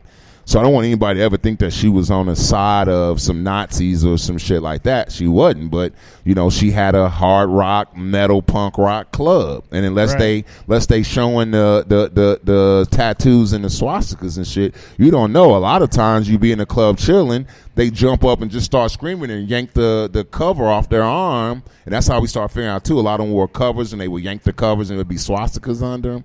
So, yeah, I mean, like, to this day, one of the biggest, well-known, legendary hip-hop spots is the High Point Cafe. Why? Because we had to fight fucking Nazis to get hip-hop in there. Or we had to replace the money they was losing because they wasn't coming no more. And I was like, Lisa, yeah, you know, all my cousins and all my family is in the hip-hop and rap, and, you know, would start a Monday night. So now you got High Point Cafe Monday night. Same way with like Kennedy's and Galaxy, and you know, I mean, we did a lot of stuff back in the day to clear the scene up, should I say. Another thing that's important to note, that St. Louis used to be one group. It used to be one group. It was multiple genres, but it was one group, because back then it was the everyday people, like the civilians, against us, the freaks. Right.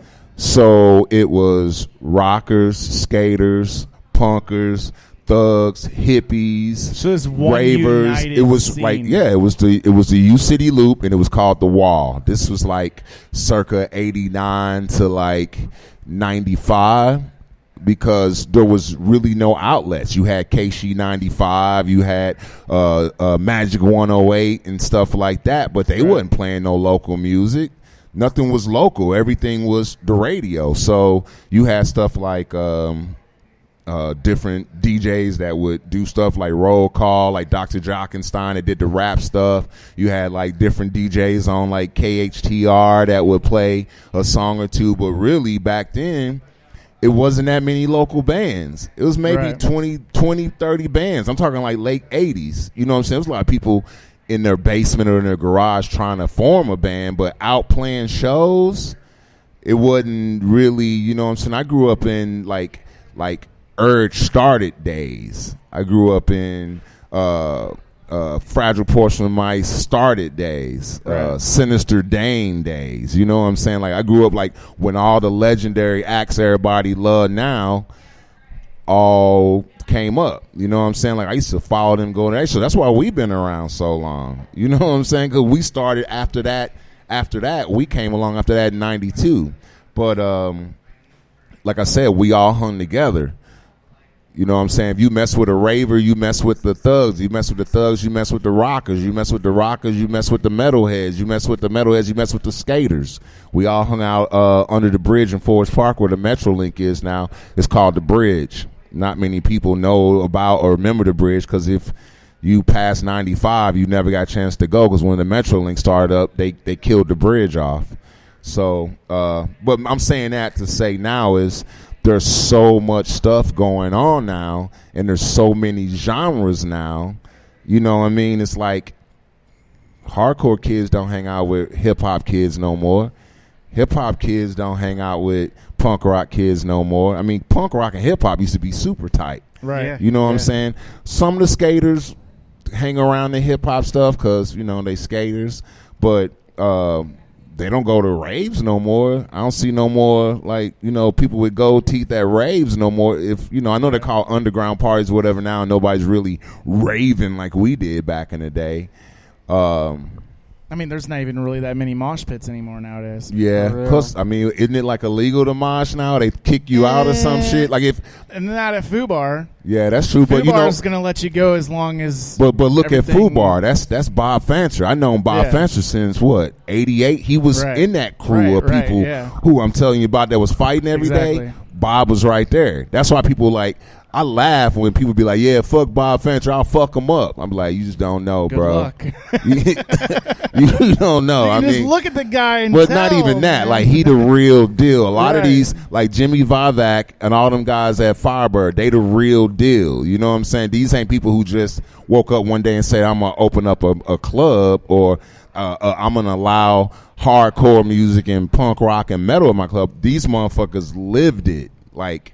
You know what I'm saying? I can't even get into stories about getting people in trouble, so I'm not. But know that Bob Fancher is the real deal. You know what I'm saying? Know that Jimmy Vivek is the real deal. Like Lisa Andrews is the real deal. Like these people who made it happen. So, you know. But like, it's just so weird to me now because people come to me and like, "Who the fuck is you?" And I'm like, "I'm nobody." And then they'll come back and be like, "Yeah, I checked around. My bad, bro." You know, I'm like, "Oh, it's all good, man. You know, you gotta grow and you gotta learn." You know what I mean? Like you gotta grow and you gotta learn. And that's what's great about what's going on right now is that it's a good time in St. Louis music in every genre pretty much. You know what I'm saying? Like I said, when I was coming up, man, it was like real rappers come outside and rap, maybe 15. Now, like I was telling Frost a minute ago, everybody named Mama rapping. I literally know 3 generations of rappers. The grandmother and grandfather, their kids and their kids' are rapping now. Because you can just like order a rap kit online. Right. You know what I'm saying? Like we didn't have the internet when I was a kid. I know I sound hella old, but we literally didn't have the internet when I was coming up in this bitch. Like, and when we did, it was like. I mean, look, I'm 33. I didn't have regular. Like I used to have to go to the library to use the internet, man. Yeah, I remember. But that. I didn't have like regular access to the internet until I was in high school. So yeah, I'm telling you, dude, my phone number now is my pager number. Really? It was my old pager number, dude. Like I got one of the first Sprint numbers ever. They try to buy my number back all the time because I went from pagers to I got a Note 9 now. You know what I'm saying? So, and that's weird in itself too. Like paging somebody, run to a payphone or run to the home phone with the long ass dial. you have to. Or you did 911 to make. Like, my mom had a pager when I was a kid. And if I needed to get a hold of her, she's like, just put in 911. Yeah. Yeah. I mean, we used to, like test people like boobless and all kind of, like, you know what I'm saying? But, you know, like, payphones was the shit till, you know, we realized they was being tapped by, like, the, you know, the cops and stuff. But it's just a different era, man. Like, this is a different era. What's that? So I made an extra on accident peanut butter and jelly shot. One of you has to take What kind of alcohol's in it? Let me try. I never heard of that before.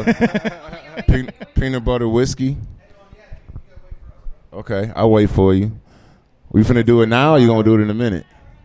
All right, cool. That's fucking wild. Peanut butter whiskey. Yeah, that's what I was like. What's in it? Is it peanut butter whiskey or peanut butter vodka? Oh, okay. Does it taste? Amazing. Woo, that's bad news. It's got a after coconut taste, like a coconut taste in the back. Was that close? Yeah, it does. It like starting and going down. It does taste like. Oh, okay. Yeah, I'm not a fan of coconuts. I mean, I'll eat them if I'm on like Naked and Afraid and shit, but I'm not a fan of coconuts. So, if there's is there anything particular you want to talk about, or just I rambling? mean, I'm enjoying talking about the scene and the history of it. Let's keep and going. where it's So, at now.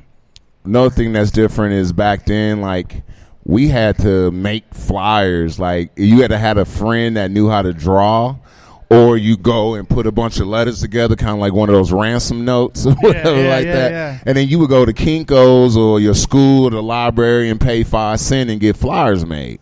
We didn't have the internet, bro. We didn't have Facebook. We didn't have Instagram. Like, so if you look at a lot of the old punk flyers, it was the cutout. I can show you a Slumfest flyer from 1999, bro. That's how long I've been doing Slumfest. I got Slumfest flyers from 1999.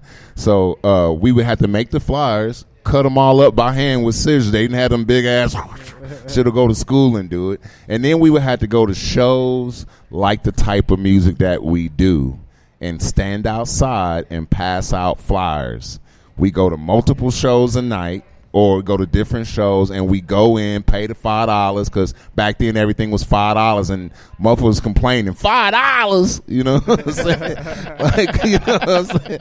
Like, so we go pay $5 to go in the club, and we would, like, you know, shake hands and kiss babies, or they call it networking now, and you get to meet people and know people and blah, blah, blah, blah, blah. That's why I tell people always be nice to people, because you never know who gonna become what. Right. You can't be nice to everybody, because some people just assholes, or you just not going to get along with them. And sometimes you the asshole. You know what I'm saying? It's just the way it is. But back then we had to go out and actually promote, put up posters, go to every punk rock show, every hip hop show, every show, and pass out flyers. You know what I'm saying? And, you know, a fight would help. You know what I'm saying? Like, oh, shit, you see him punch him in the head and body slam him? We going to that show next week. You know what I'm saying? So, you know, like, you know, I never claim to be hard or none of that and nothing like that. But, you know, it's just growing up, man. It's just part of the game and being a part of it.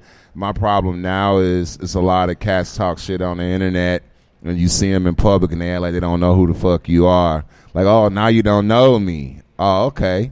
You know what I'm saying? It's good, but, you know, I don't advocate violence, but, you know, every once in a while, motherfucker need to be body slammed. I mean, it's nothing personal. It's just, you know, you like keep it on me. Talk about how big my head is, or, you know, my lips is crusty, or my breath stink, but don't bring my mama in it, or my kids in it, or something like that. That's like, you know, I'm not gonna run up on you with a gun or nothing, but I'm gonna have a couple words, and we're gonna establish some boundaries and some respect, because I feel like everybody deserves respect until they don't anymore. Right. You know what I'm saying? Exactly. Like I'm not that type of dude, but the era I grew up in, we gonna see you in person. Because St. Louis is too small. It is. Like, you know, don't like to speak. Especially in the music scene. Like, I don't like to speak up cats like. someone. I don't like to speak up cats like your boy JT.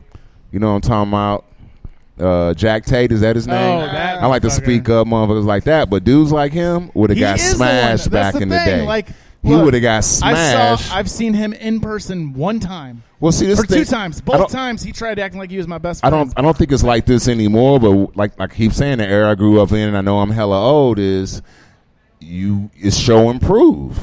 Right. If you talk shit, you got to show and prove. You get stomped, you take that L, we can start over from scratch. Well, he threatened to sue me. But once. look, who sue a mother? Come on, dude. You know, bitch ass motherfuckers that sue people. But what I'm saying is, like, I got respect for motherfuckers to this day who didn't run, who fought and lost, but they didn't run. Oh, yeah. And they stood there and fought their ground. Definitely. You know what I'm saying? Excuse me, you got all these, you know, behind the back, hide your hand, you know, what they call it, sneak dissing, all this stuff, and let's just come out and saying it's like, hey, Travis, I don't like you, or agitate the airwaves, because y'all doing the shit I want to be doing, and I can't do it. Well, that's really what it comes down to. And then here's the thing, too, and if you want to, hey, everyone, guess what?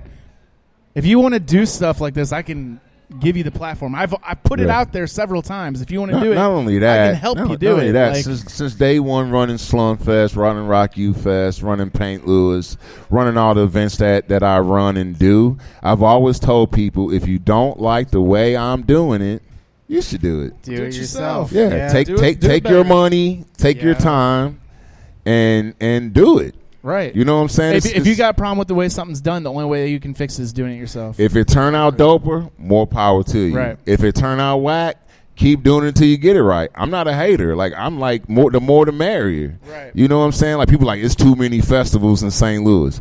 I remember when the only festival was the Strassen Fest. That's the or the VP Fair, and that was considered a fair Right. and not a festival. So the only festival back then was the Strassen Fest. If it's an opportunity for acts and artists to get some some glow and get people to see them and get some exposure, Right. hey, do as many fests as you want to fucking Right. do. You know what I'm saying? Don't let nobody tell you can't do a fest. If you think there's too many, then don't go. Another thing too is everybody's so, oh man, this motherfucker throwing a show the same night I'm throwing a show. Hey, more power to him, because once again, I remember when it was one show a night or not even a show, and we just went down to the wall, the graffiti wall or the bridge, and drank beer and fucking acted crazy. So too many shows, that's great, because that's showing you that St. Louis is growing. Right. And that, it's more people out there. Like, Yeah. I don't have nothing against nobody that's throwing other shit. Like, I got mad respect for what you do here. I got mad respect for Rob Boo. I got mad respect for Frost Money. I got mad respect for anybody that's doing shit. Conscious Fest, all them. Like, everybody, like, keep doing it, because, like, I was talking to with Frost about it too before he left. Another thing too is, us that's part of the scene, we know the difference. I'm going to call them civilians again, because that's the easiest way to call them, but everyday people. They look at the scene as one big scene. Yeah. They don't know that I don't hang out on the same scene as Laugh 4-Ass hang out on. I don't hang on the same scene as Shauna B hang out on. I don't hang out on the same scene as Zeus Rebel Waters hang on. It's all these different scenes that make up St. Louis music or St. Louis hip hop or St. Louis rock, and we not all friends. We don't all hang out with each other. Right. Back in the day, it was one scene because it was so small. But now, like I said, you can wake up and get a rock and roll starter kit. You can wake up right now and order a whole sound system, everything online, record an album, mix master an album, and put it up on the internet, and people can buy your shit. Yeah. Like 27 years ago when we started, if we had something like Disc Makers or CD Baby or iTunes or Apple Music, where we could just go and make some shit in the studio and then put it online, people around the world could buy it, I wouldn't be sitting here talking to you right now, bruh. Just to be honest. Yeah. I wouldn't be sitting here talking to you. And I say this a lot, and I talk to people about this a lot, that the problem with St. Louis breaking through that glass ceiling, and as an artist, I'm sure you can relate to the glass ceiling, is the reason why ain't nobody blowing up in St. Louis is because we don't have the infrastructure here, the industry infrastructure, Right. the record label infrastructure here. Like, I got friends who moved to LA back in the 90s and got signed because motherfuckers from Capitol would go down and eat lunch, and see him. Yeah. You can do that in Chicago, you can do that in Right. Atlanta, you Yeah, can do that there's in no- New York, you can do that in Miami, but anybody There's no tell you field that they a offices label here. rep or Yeah. A&R in St. Louis is lying to you. Unless they were specifically paid to come out here and for a showcase. even then, ain't nobody signing nobody off a showcase or one of them what do you call them? No, it needs to be organic. Yeah, It no, has what to be I'm saying, organic. like one of those, like, well, the assistant A&R Sony will be there. You know what I'm saying? Right. Like, them motherfuckers ain't coming to sign nobody. They got paid to come there and say, I'm the assistant A&R at Sony, Midwest. They ain't signing. You got to have a record label with offices. Because, think about it. Nelly didn't get discovered. They went and snuck into JD, Jermaine Dupri's birthday party, and Ali, kept playing the music or got the music played until JD was like, oh, shit, y'all dope. Let me hook up y'all with my friends over at Universal. And then they the attention started coming to St. Louis. The attention, they started saying, oh, shit, Chingy. Oh, shit, what's his name? Pretty Ricky, all shit. Jibs, all shit. Baby Huey, all shit. They started noticing, but that died out, and ain't nobody here doing stuff like that. It goes the same way for the rock side too. Like Story of the Year, what they did is they sent their one song that they had that was good. They sent it out to a bunch of different people, and then what's his name from Goldfinger? I can't think of his name. John Feldman. John Feldman heard it, flew them out to California, and then he started pitching them to labels because he wanted to produce their record because he was just a producer at the time. So he needed to find them a label so the label would pay for the album so that he could get paid to produce it. And I hear you. It's all money at this point, but people keep saying, I'm going to blow up, we going to blow up, or I keep saying, like, why? You know, how you gonna blow up, when you gonna blow up, because I mean, if the local radio station won't even play your music, I mean, that's a shame, dude. The local hip hop station, I think they started now. I think I saw somewhere there's a link. Had some shit on there, but it's every once in a while, like but then look at the rock station. Look at fucking The Point. They playing local music weekly, and people listening to it. It's getting them, you know, counts on broadcast data systems, on BDS. A lot of people don't know. That's a whole other conversation, getting your shit together and legal and making it count for something. Right. Just because Cornbread playing your shit on the radio, you got other work you got to do, like broadcast data systems and registrations and ASCAP and BMI. I'm telling these people, too, because we're ASCAP certified. So, like, if you're registered with ASCAP, you're getting credit for You're getting credit, dope, because I'm been registered with BMI and ASCAP forever. You know what I'm saying? That's another thing, too, is, like, I preach against record deals. Unless you're 18. It's not necessary. Unless you're 8, it's necessary. Unless you're 18 or 16 and have your parents sign for you. Like take, for instance, somebody like Bleach. I feel like Bleach should get a record deal. Oh, yeah. I feel like Bleach could grow and be the shit, and that's who needs a record deal. Because think about it, ain't nobody our age listen to the radio no more. You know what I'm saying? It's kids that listen to the radio. If you see young kids killing it and jamming and playing, then you gonna hop on that. I'm 48. What I look like trying to get a record deal? I ain't been wanting a record deal since the 90s personally, because I just don't care about it. I got too many friends that's in the industry. I done seen them get played. I know motherfuckers who had #1 hits who broke.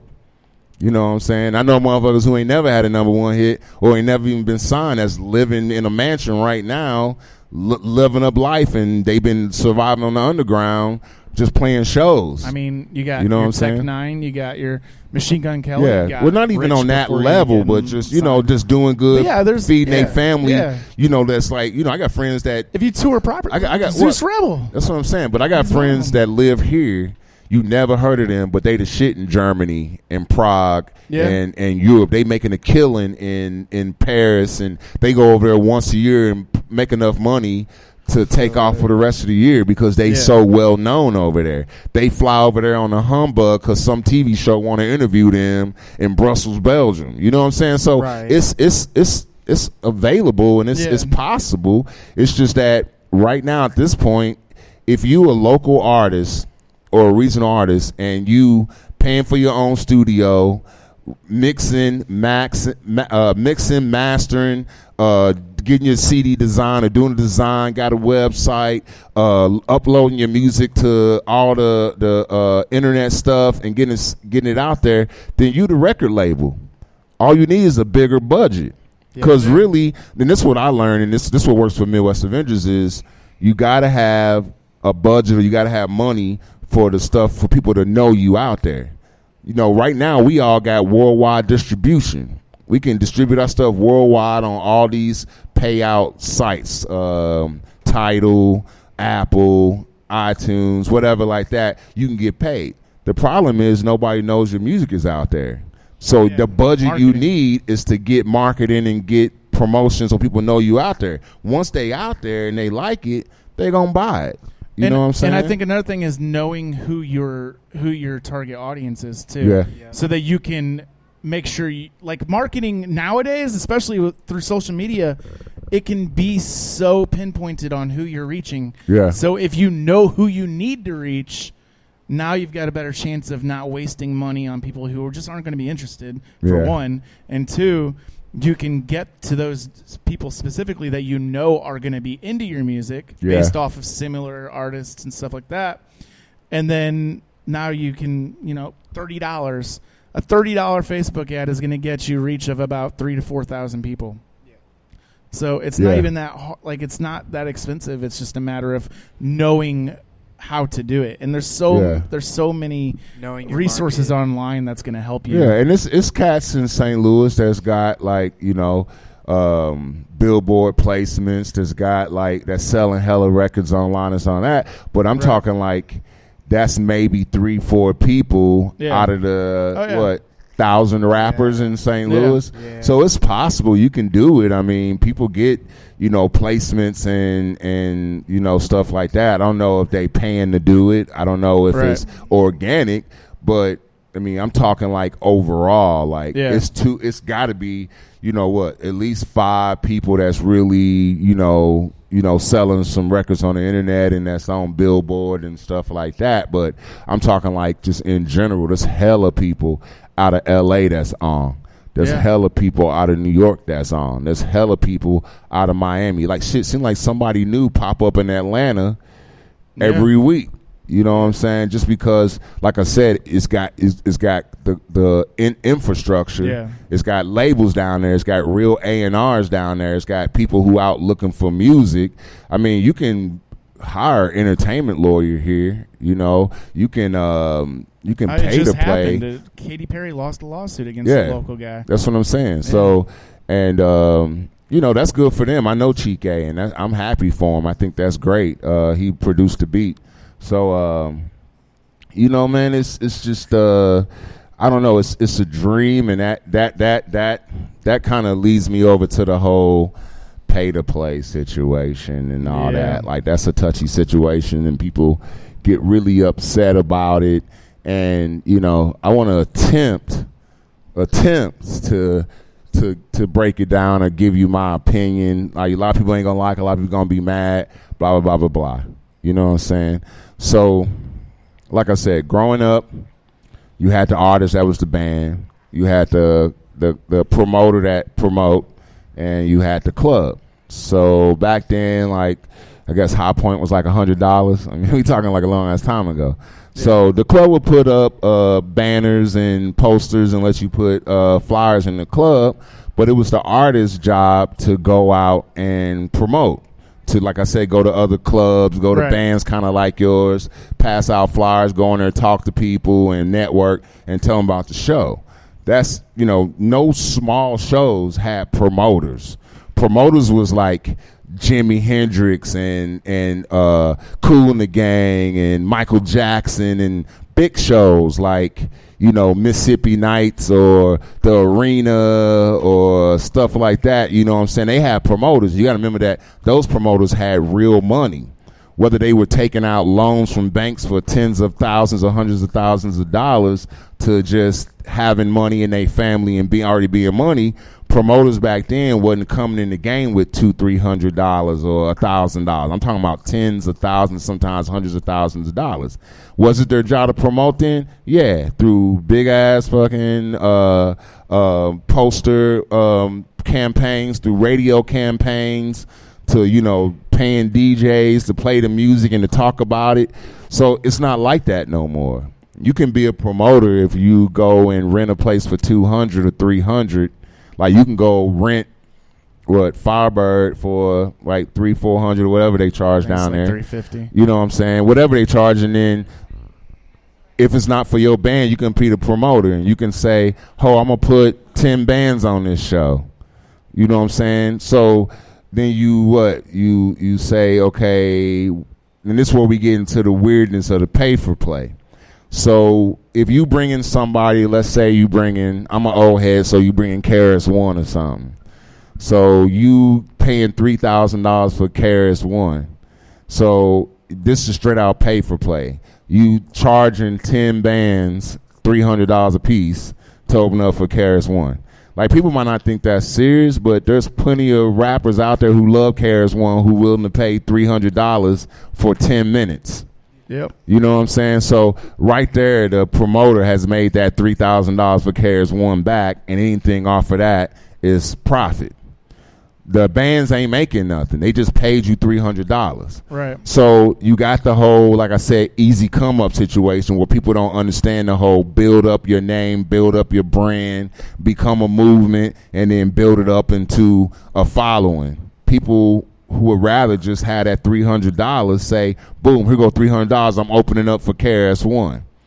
That's just straight pay for play. You know what I'm saying? Not a fan myself. Has my band done it before? Yeah, in the past we did it because we felt like the person that we were going to open for was going to be good for us, and it was. We made triple our money back, but we walked into that motherfucker with all kind of merch. So you can see our merch game. You know how we do. Right. You know what I'm saying? So we walked in there with merch and made 3 times much off of merch than what we paid. So if you got merch, and I tell rap artists to get merch because like that's just rock and roll DNA. That's just that's right. Part of the rock package. Merch, you gotta have merch if you a rock band. With hip hop or rap, you don't have to have merch. They motherfuckers don't know shit about merch. You know, I don't know if they don't know, they don't care, but you never see hip hop groups really with merch. There's a couple out there that understand the importance of it, but merch is your bread and butter on the road. Yeah. You might only make $200 on the road, but all these new people like your shit, and then boom, you sell out of merch. I've had to send merch, and now you've got walking billboards. Yeah, I've had to send merch to the next city or 2 cities away because we ran out of merch on the first 2 shows. Because I'm thinking, oh shit, 1,000 pieces, I'm good. Get to the second show, we only got 30 pieces left because panties sell, hats sell, bandanas sell, you know. But so that's just straight pay to play. You know, a lot of people say is wrong, and that the promoters that do pay for play are taking advantage of the artists. And I say it's a two-way. It's a two-way. If you allow them street. to do it, they're going to do it. Well, I mean, think about it. It's another new motherfucker every day. You know what I'm saying? It's another new person every day who got hopes and dreams of being a rapper and being famous. If they can open for Lil Yachty for $300, they gonna do it. You know what I'm saying? Yeah. And then you got fools that know that, who like, hey, I can get 10 fools to give me $300 to open for Lil Yachty. And it's gonna keep happening. It's gonna keep going. I mean, it is what it is until people stop being stupid and giving their money to people that's taking advantage of them. You know, because you know, it's like this. If you're looking at it as business and you out there to make money, then that's the way to make money. You know what I'm saying? Like if everybody talking about getting that bag and getting that money, a pay-for-play promoter getting that money. So you can't be for motherfuckers getting that bag, but then at the same time, like, oh, he taking advantage of people because people need to educate themselves to be educated. And, you know, that's just part of the game, how the game is. Because what people don't understand is the venue either rents to people or they pass on the cost of the night for the sound guy and the staff. People don't never think about that. They don't think about the bartender get paid to be there, the door guy get paid to be there, the security get paid to be there, the bar back, the sound guy, especially because a lot of that money go to the sound guy. You know what I'm saying? And like we're gonna get on sound guy shit on a whole nother show because people need to start being nicer to these sound guys. Yes. And I can show you how you can get the best damn sound you ever had if you just be fucking nice to the sound guy. But anyway, it's another story. Then we gonna jump over to the whole ticket sales. And ticket sales, you can look at it as pay for play. Ticket sales ain't for my group because we got a following, we got a movement. We bring people to our shit no matter what because we treat our people different than just fans. That's a whole nother story. But at least with tickets, and it depends on the ticket level. Like if you saying here go 50 tickets or here go 100 tickets and I need $5 back, that's crazy stupid because you got to bring them 500.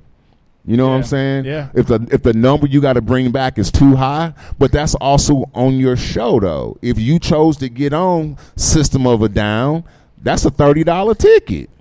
True. Yeah. You know what I'm saying? Because they want what 100 G's a show. Yeah. Something crazy. So if you pick that show to get on, that's your fault because that's a high ticket show. You know what I'm saying? If you getting on a low show with like something like a head PE that tickets $15 for head PE. Yeah, I think sounds that's right. 15. Yeah. something like that, then that's not that bad. You know what you're getting into, but don't get on a show where it's a $30 ticket fee and then start bitching and complaining you can't sell no tickets. You know what I'm saying? Like, So, like I don't have the following. For, it's like you know what I'm saying? But you knew that before you did it. So your only option is to pay that money so you can play that show. Right. Like homie online right now. What's it? Chris Basinek? Is that his name? Bransonek, I just saw him saying, "Hey, yo, I got a show coming up. I've only sold 1 out of 20 of my tickets. I don't know if I'm better to play the show if I don't sell these tickets." Chris, my dude, bruh, don't you got 19 friends? I don't know about your family, but you got 19 family members. It sounds like you need to be like, hey, if you love me, buy a damn ticket. Especially if this your first show, man. People should just be buying your tickets because it's your first show. Fuck it, I'll buy a show from you. You know what I'm saying? I mean, I'll buy a ticket from you. You know what I'm saying? Just so you can play this damn show because I want to see you glow up, grow up, and all that. So, but at the end of the day, if them tickets don't get sold, bro, you're going to have to come out of pocket and just pay for them tickets. Exactly. Hence, pay to play. You know what I'm saying? Like, if you're going to take on that responsibility, that's an investment in you and your artistry as an artist. You know what I'm saying? If you got to buy 19 tickets to play this show, bro, that's a great investment in yourself. I don't mean to pick you out. I'm just saying I just saw this as a situation, and, you know, I wish the best for little homie, but, you know what I'm saying? You got to look at it as an investment. If you're looking at it as an investment, you know, to a show, like when I said people pay $300, like to open up for KS1 or something, I wouldn't do that. I personally would invest that in, you know, promotion for my music online to go and buy my album offline, or use that $300 to try to find somebody that's on the come up to, you know, record a video for me and put that video out so people can get visuals, because the visuals are real important these days. You know what I mean? So ticket sales can work for the artist if, like, say for instance, if I'm doing a show for Attack the Airways, Agitate the Airways, my bad, Agitate the Airways, I'm doing a show for y'all, and y'all give me 10 tickets and say y'all need $5 back. That's $50. That's not a lot. You know what I'm saying? On top of that, I can sell those tickets for 6 or 7 or 8 or 9 or 10. If you don't like Midwest Avengers enough to pay $10 to come see us, I can't get mad at that. I just go out and find somebody else that will. Or at the end of the day, I'm gonna pay the extra money. I don't think that's a lot to ask for somebody to go out and sell a $10 ticket. I don't think that's a lot. That way the club get 5 or the promoter get 5 and the artist get 5. So, and then, you know, it's not for everybody, but, you know, it's worth getting on the shows you want to get on. It's worth the investment in yourself as an artist. Like I said, I don't think $5 a ticket is too much to ask for from the promoter. I don't see it. My crowd, our crowd comes to the door. Like, you know what I'm saying? Like I said, we got a movement. We ain't been around for 26, going on 27 years because, you know, 5 dudes in a band can't keep Midwest Avengers going or keep a band going for that long. It's like 50 Midwest Avengers, like members. You know what I'm saying? Yeah. It's like not including the extra people outside of that's affiliated. There's 50 Midwest Avengers. You only see 5 of us when we play a show. So, 5 of them when we play a show. So it's a difference. That's why I tell people they need to build up the momentum. Yeah, 27 years is a long time to build up momentum, but that's how you build it up. You know what I'm saying? Then I want to talk about like shows and artists playing for free, and people putting on shows where they can't pay artists.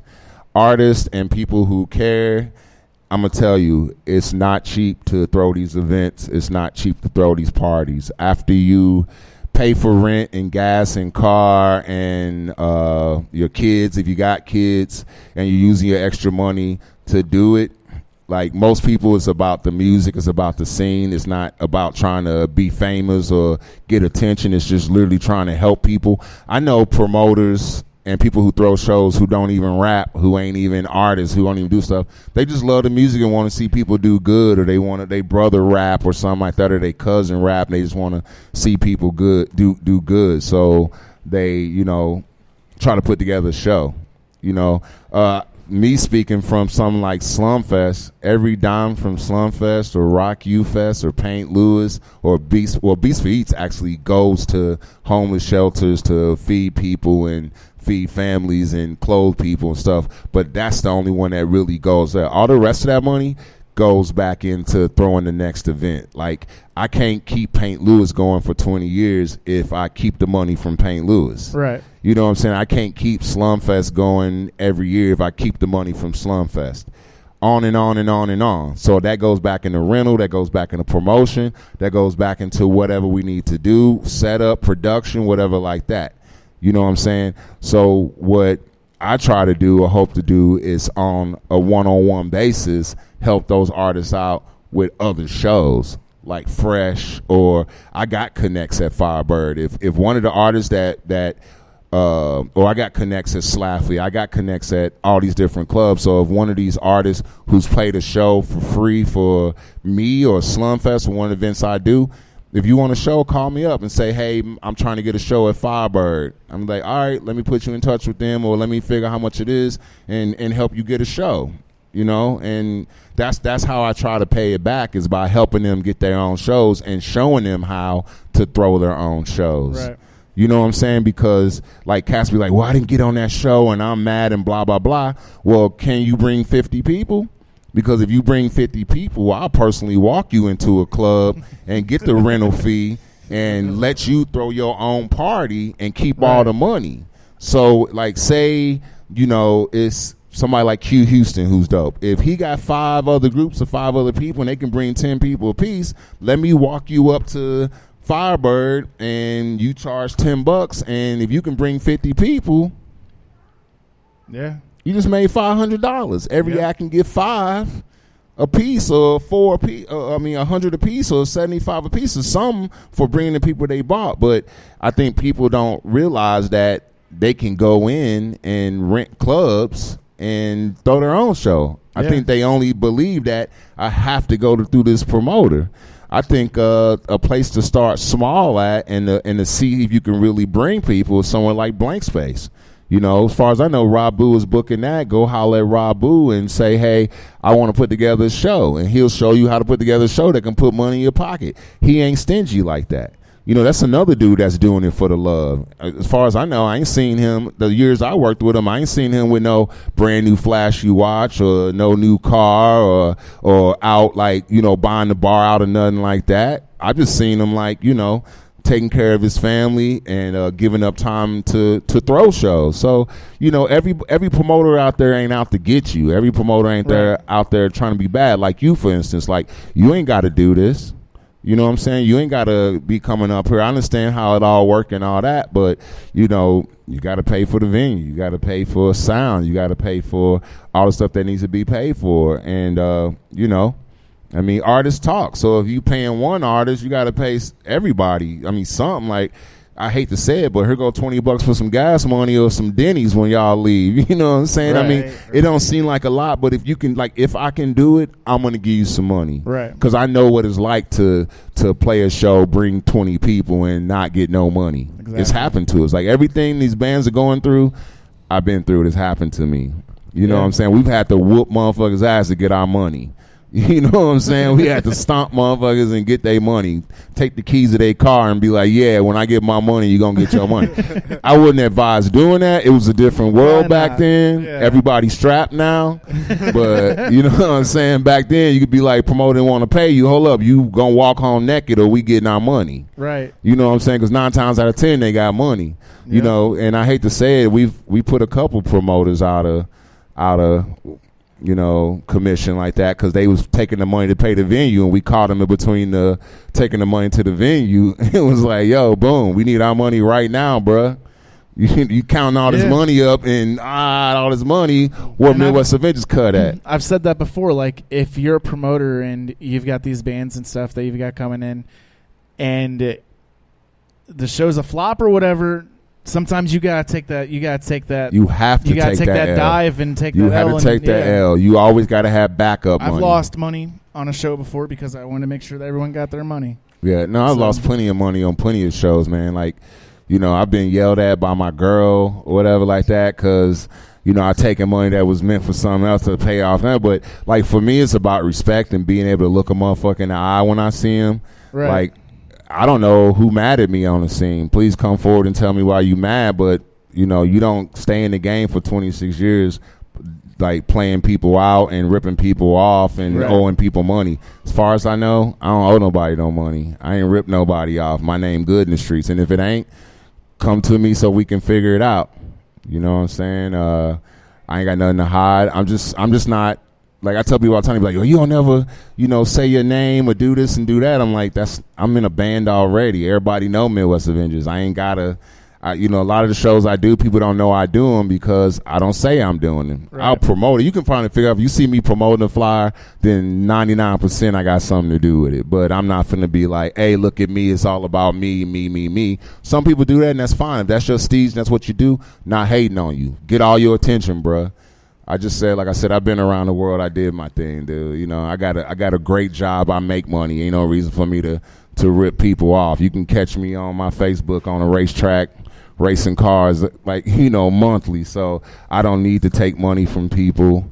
You know what I'm saying? Like, you know, I got a good life, you know, so I'm just here to help people. Like another thing too is when I was coming up, there was no help. You didn't have a you didn't have a me, you didn't have a Frost Money, you didn't have a Rabu, you didn't have a Bates, you didn't have all these different promoters helping you. There was nobody that had connects in the clubs like that. Now you can call somebody and be like, yo, man, I want to get a show, and they'll hook you up. Back then we didn't have that. You know what I'm saying? And the managers, they wasn't trying to hear no rap shit. Until rap really caught on, the motherfuckers started making money and they started seeing clubs doing good, nobody didn't want no rap shit in they place because they was afraid of black people and getting shot in fights. Still happens to this day. You know what I'm saying? A club be doing good, somebody gets shot, club shut down for good. Still happens to this day. Yep. You know what I'm saying? It happened back then. We like that's kind of pissed me off and made me realize the racism of it. We would go to clubs, and I'm not gonna name them because I don't want to tarnish their name after they closed. But you know, white kids and metal kids would get in fights all the time. They'd all shake hands, go back in the club, and it was all good. Rap motherfuckers get in a fight. That's the whole end of the hip hop night. The night is gone. That's why nights had to move around so much in so many different places, because you get in one fight at one hip-hop show, it's over. Yeah. Knock on wood. Is this table made out of wood or plastic? It's wood. Okay. Well, you know, I haven't had any fights at any show I ever did. So I hope never to, because it's also about who you surround yourself with as people. Yeah. You know what I'm saying? You're never going to see no shoot 'em up, bang, bang motherfuckers on any of my shows. Nothing against them. It's just that kind of stuff brings beef and drama. You know, the music's great, love it, but I just can't do it on none of my shows. And it's really hard to find like dope underground acts that's not, you know, got that fofo, you know, all that. It's nothing against the stuff. It's just I know it's a lot of those shows you go to, somebody gets shot or it's a fight or whatever like that.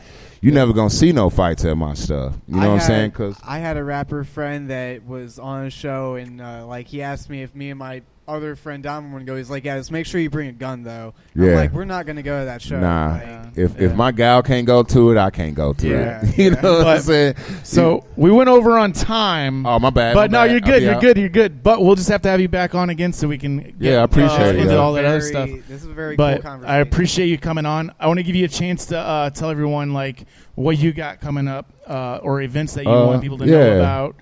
My next event, or our next event, because so-and-so is my partner in everything that I do, and my little brother. The next event is August 10th. It's called Underground Styles. It's more just a hip-hop music experience. Like I said, I'm trying to get away from everybody calling everything festivals. This is more just like my favorite up-and-coming artist right now, or my favorite veteran artist right now. Bob hit me up and said, hey, I got an extra day. Can you do something with it? It wasn't like we was like, mastermind, you know, all that. Right. We was like, yeah, okay, Bob sent me and say, yeah, I got an extra day. Can you do something with it? So, yeah, I'm putting a bunch of cats on that I like, that I want to hear, you know what I'm saying? And that's Saturday, August 10th at Food Bar. And then every month we do Fresh at Slafley Tap Room.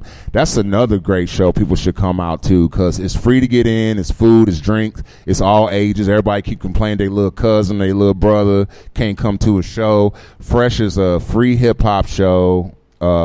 third or second Friday of the month. We don't really have a solid day. It's always whatever day they got open. But if you want to get on that, it's 15 minutes. Hit me up. You can come through, try out some new music or some new songs. People eating, drinking beer. It's a no stress environment. Right. You know what I'm saying? You ain't got to prove to you the hardest, hottest, whatever. Just come in there and enjoy yourself and enjoy some music. You know what I'm saying? It's like I said, it's free to get in. So that's fresh. That's every month. And then coming August 30th to September 1st. Friday, August 30th to Sunday, September 1st is our big 22nd anniversary of Paint Lewis. It's our biggest event. You know, we do about 10,000 people down there over the weekend. It's still grassroots. We still got the longest graffiti mural in the world.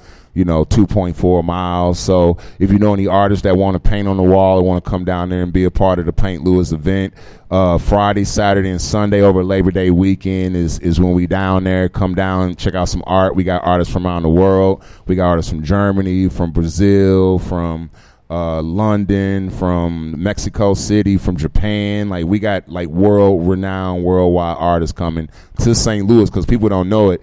St. Louis, the wall, Paint Lewis, is a graffiti mecca from around the world. It's like they got to come and paint that wall because it's known from around the world. We've been doing it since '92. That's awesome. So, yeah, thanks for having me, and I appreciate it, man. Keep doing what y'all doing, and shit, hit me up.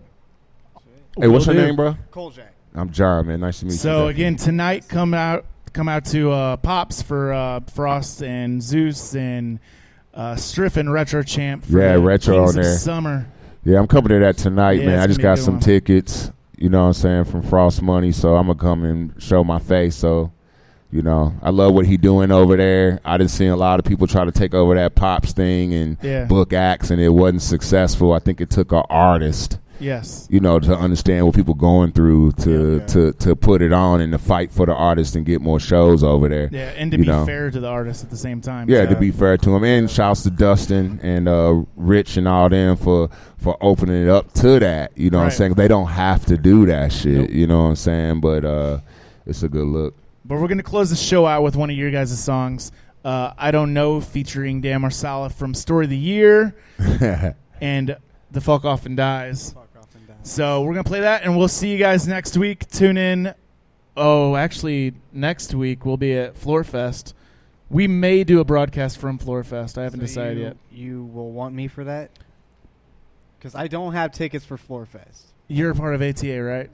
Yes. All right. We'll see you guys next week. Thanks.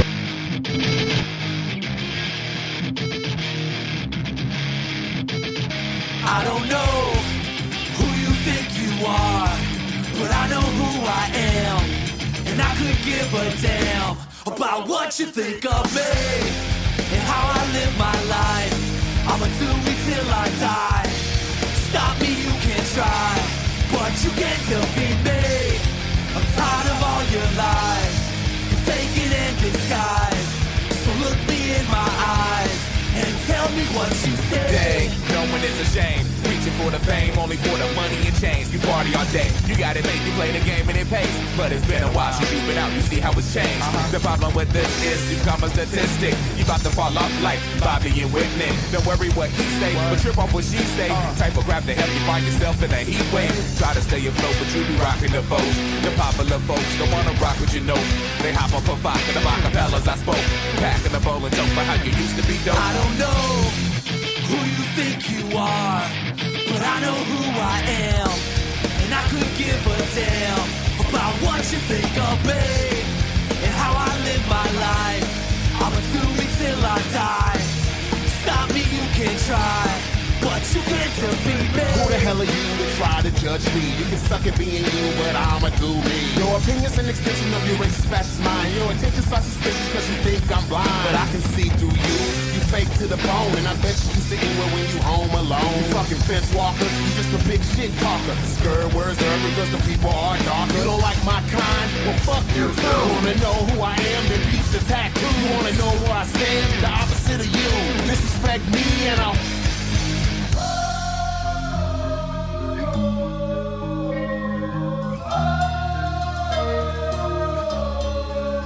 Cause I don't know who you think you are, give a damn about what you think of me and how I live my life. I'ma do me till I die. Stop me, you can try, but you can't defeat me. I'm tired of all your lies, you're faking in disguise. So look me in my eyes and tell me what you say. An equal human being, born with my rights. You don't have to like, but you will respect me.